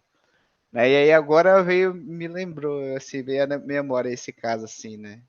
Mas para mim foi legal ter passado três, que eu consegui entender ele. Mas, E pô, bem. pegando o que você estava a dizer, Mateus, até acho que eu acabei não falando muito disso. Dicas importantes para a recursão. E se calhar acaba por ser, se calhar, a parte um pouquinho mais chata. Identificar o caso base.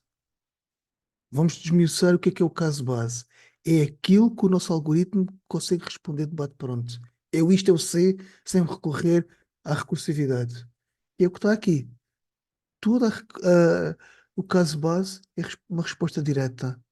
Opa, cheguei a este ponto, eu sei responder isto sem recorrer a artifícios. Artifícios esses que é a recursividade.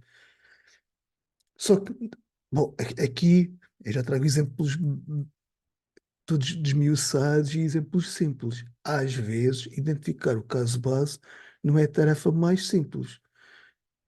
E outra questão, e depois a seguir, é onde é que está a expressão do problema, que é o caso recursivo. E esse caso recursivo, se a gente for ver aqui, vamos aqui para a matriz. Vamos, vamos dar aqui um exemplo. Este algoritmo que eu criei aqui para fazer zoom da matriz. Casos bases. Isto é um caso base. Isto acaba por ser um caso base. Isto que aqui está também acaba por ser um caso base. E onde é que está o algoritmo assim? Está aqui. Simples assim. E aqui é, no fundo, é onde é que a magia acontece. Mas aqui é onde é que é. Opa, aqui já se passa uma resposta. Vamos parar por aqui e vamos resolver a recursão. À primeira vista, se calhar não é assim tão direto identificar estes casos. E, gente, mais uma vez, não tem que ser um caso base. Aqui podemos ver que temos três. Vamos aqui para. Este aqui é o fatorial. Perdão, gente. Aqui temos dois casos base, só descritos de outra forma. Mas é isso. Moral da história. E aqui vou assumir a liberdade poética do Wilson. Um template, caso base e caso recursivo. O Wilson, que é o homem dos templates e que nos dá essas formulazinhas para nós criarmos. Uhum.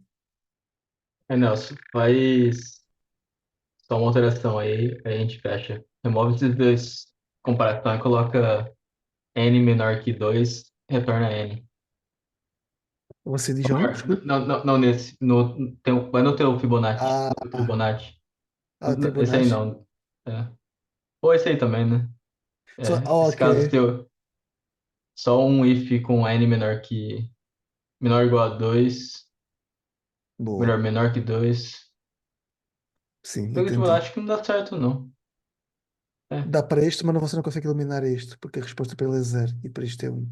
Ou seja, este não se põe de verdade, isto pode ser assim. É isto que você dizia, não é? Uhum. Mas só para não perder a mania de reduzir código. Boa, boa.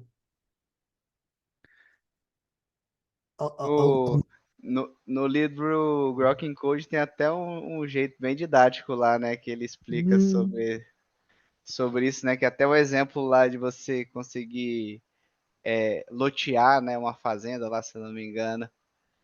Aí você tem algumas constraints lá que a terra tem que ser igual, né? O tamanho do lote tem que ser igual para todo mundo. Aí ele vai dividindo em subproblemas ali até encontrar o caso base, né? E depois vai resolvendo os demais.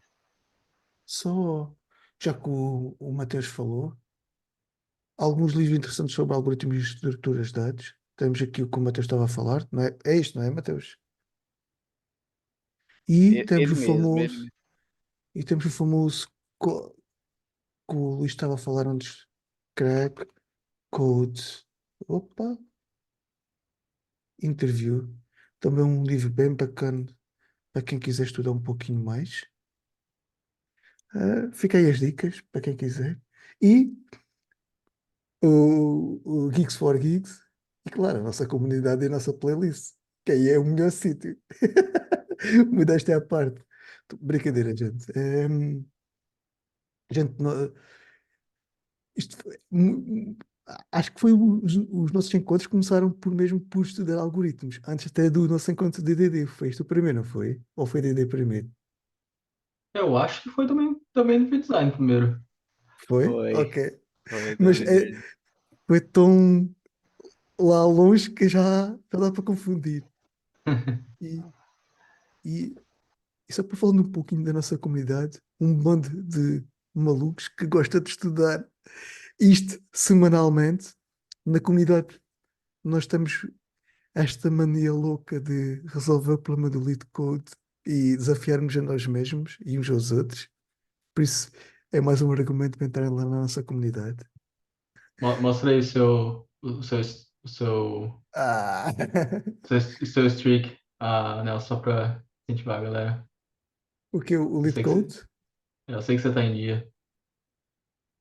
Então, já não estou, já passou das duas da manhã aqui. Tá Eu estou a bem. entregar aqui o meu horário. Ok.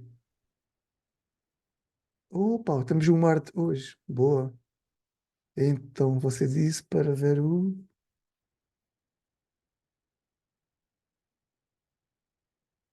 É, Aí.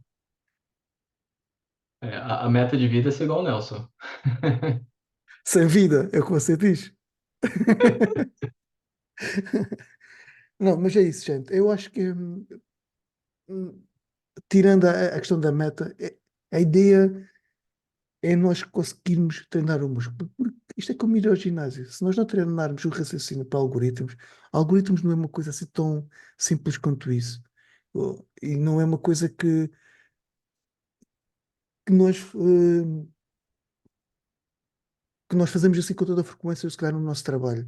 E nós mantemos essa recorrência. Alguém está a mostrar aqui. Quem? Foi você, Mateus? Giovanni. Foi Giovanni. E Ah, quem esta dera questão. o meu tivesse desse jeito aí. Mais do que resolver, nós tentamos resolver. Gente, há dias que simplesmente não dá para mim. E quando aparece ali um ar da vida, minha nossa. Mas nós ganhamos esta prática. Fica a dica. Para quem começar a resolver lead code, os easy vão ser hards. Se percam 5 10 minutos a resolver, não conseguem, vão para a solução. Uma hora vocês vão ficar familiarizados com a solução e vocês vão conseguir começar a resolver e interiorizar aquilo. A seguir passam Sim. para o medium. Usando aqui a técnica do Giovanni, como é que é? Uhum. 15 minutos Eu, para easy. eu ia comentar, se eu olho pro Easy e em 5 minutos não consigo perceber qual que é a sacada, eu tento mais um pouquinho, não passo de 10 minutos, se eu não consigo, quer dizer que eu não tô afiado na técnica, não perco muito mais tempo, eu vou ver as dicas e até o editorial. Então, Easy para mim não pode demorar mais 15 minutos, no máximo, para resolver. Medium, meia hora, hard, depende do dia. Tem dia que eu só desisto. E outro aspecto que o Giovanni disse, técnica, é que há algoritmos que é easy, mas depende da técnica. Simplesmente não estamos familiarizados com a técnica. Bom, o Fernando está com a mãozinha cansada. Vá lá, meu Fernando. Opa, boa noite. Boa noite. Então, eu cheguei aqui meio de paraquedas. Eu tava procurando reuniões no Meet, né, no Meetup. E eu vou ter uma reunião, na verdade, reunião não, um processo seletivo segunda-feira que a matéria que vai cair na prova lá tem a ver com estrutura de dados, algoritmos e tal. E então eu vi essa semelhança e, inclusive, eu faltei aula hoje de banco de dados para estar aqui, mas a aula tá gravada, então menor dos males. Mas, enfim.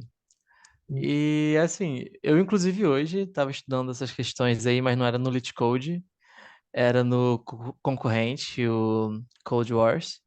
Então, assim, é bom saber que mesmo caindo de paraquedas, acabou que foi uma parada que me incentivou a continuar nessas questões de sites para ficar treinando por treinar mesmo, só fazendo um programinha e ter a prática da prática, né?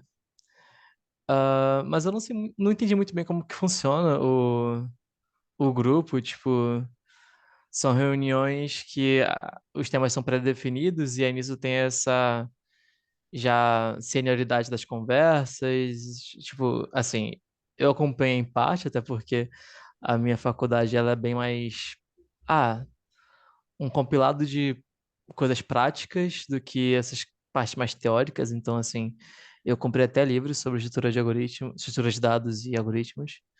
Então, assim, é bom ter esse contato mais teórico também, porque ajuda na parte prática.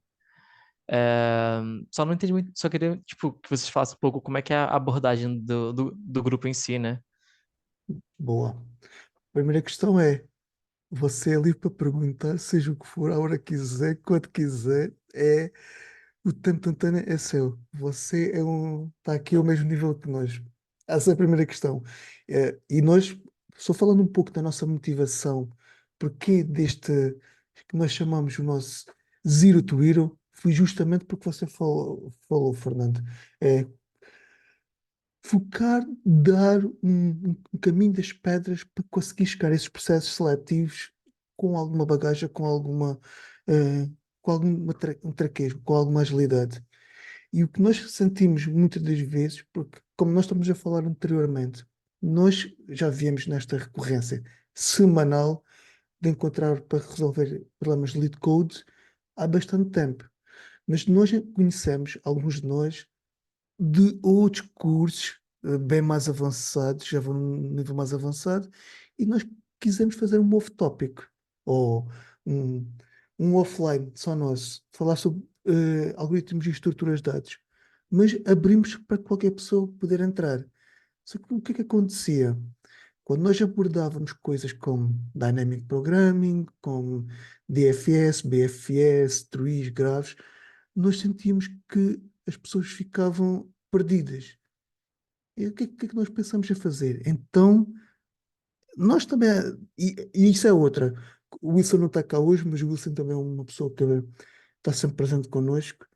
Ele começou-nos a ensinar uma técnica que era de X em X tempo, fazer lá novamente aquele algoritmo, treinar, para ficar fresco na memória. Então nós começamos a pensar, e se nós fizéssemos nós aqui um learning path, que é o nosso roadmap, e desde a coisinha mais básica, Fernando, da coisa mais básica.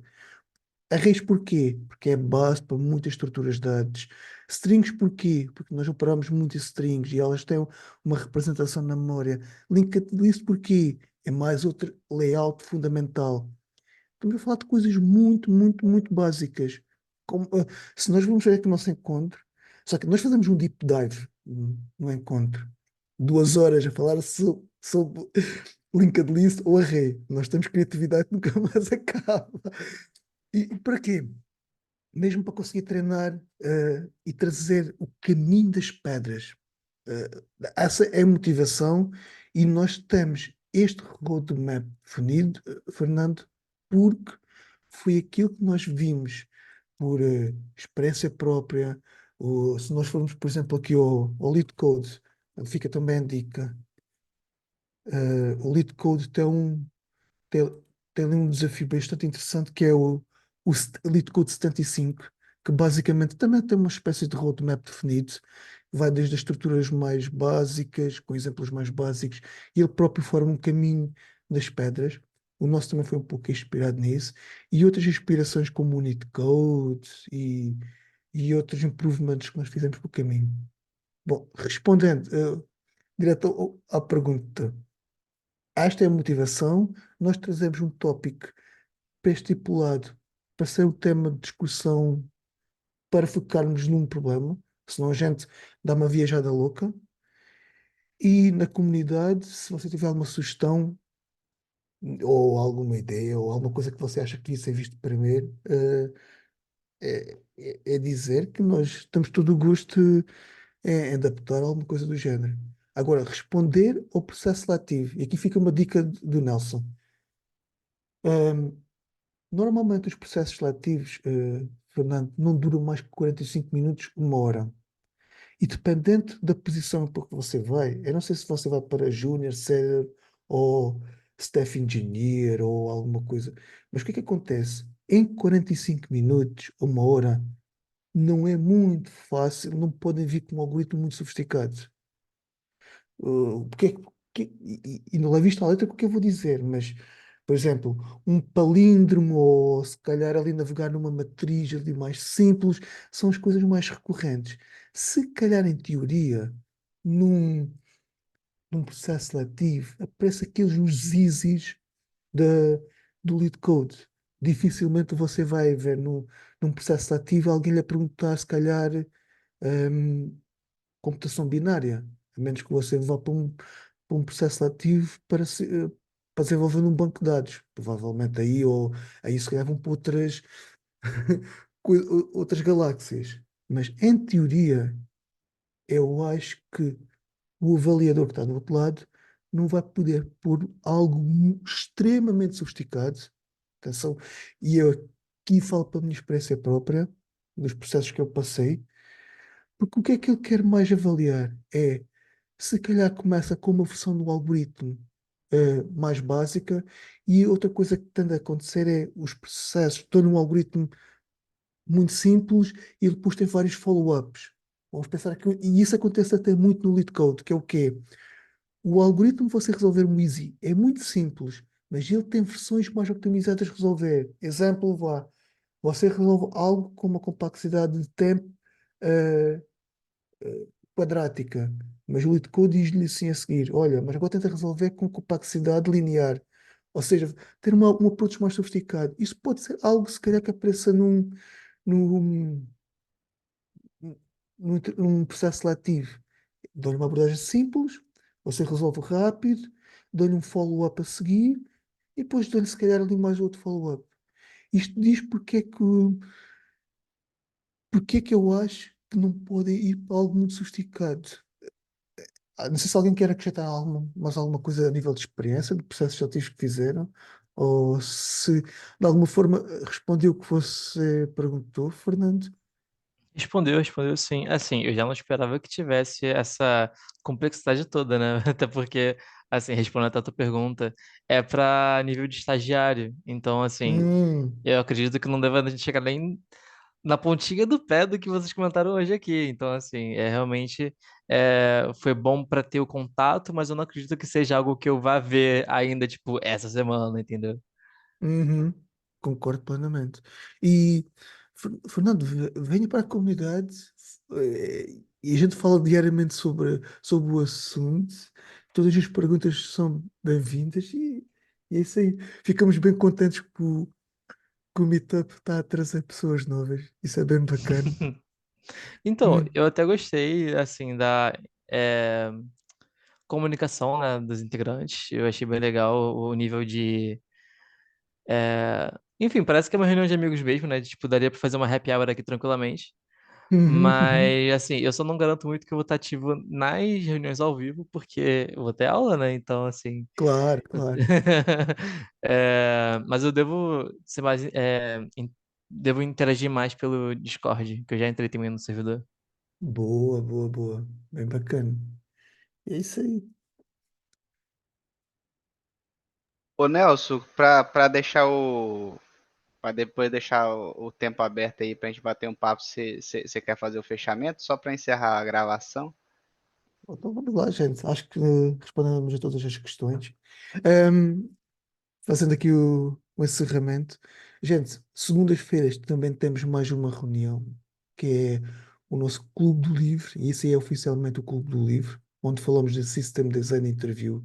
Ou seja, os nossos encontros estão um pouquinho focados em processos seletivos, mas eles também têm um approach para o dia a dia, porque no final do dia a dia nós também codamos algoritmos em System Design Interview, apesar de estar a palavra interview, quando nós estamos em nível de senioridade mais elevado, como um software arquiteto ou até um engenheiro sénior, alguma coisa do género, nós desenharmos high level é algo comum no nosso dia a dia. E nós falamos de assuntos como desenhar um banco de dados, chave-valor, um chat, um consistent hashing, que foi assuntos que nós já falamos. Um Twitter, obviamente que quando a gente pensa nisto, pensamos como é que nós vamos conseguir desenhar um Twitter. Mas é a nível conceptual, gente. É nós percebermos quais são os fundamentos que está por trás da coisa. Tem sido conversas super interessantes. eh, por isso, quem quiser participar, segunda-feira está convidado. Ou seja, sexta-feira vamos ao deep dive mesmo da computação. À segunda-feira estamos a falar de alto nível. Nós andamos aqui nestes dois extremos, o que são disciplinas de engenharia. E pronto, e para a próxima semana temos o Tiago que vai continuar com recursividade num paradigma funcional, que acho que vai ser bastante interessante. Estou desejando que o Tiago apresente, que eu não tenho muita experiência. E é isso aí, gente. Vamos deixar o link da comunidade depois na gravação. Nós vamos colocar no YouTube. Temos alguns já agendados. É isso aí, gente. Quem quiser se despedir, esteja à vontade. E tchau, tchau, até à próxima. Valeu, pessoal. Valeu, pessoal. Valeu, gente. Prazer aí. Ô, Não valeu, tá gente. comigo a gravação, não. Com quem tá a gravação, hein? É Ué, você, É você, como assim tá Mateus. com você, Matheus? Eu acho que não, não tô conseguindo parar aqui, não. Uai, vê se não foi pra alguém aí na hora que eu caí. Ué, você tava com. Ah, você tá com o host, Nelson. Ah, então vamos parar. Ah, passou pro Nelson. Opa, e agora? Onde se para? Recording stop.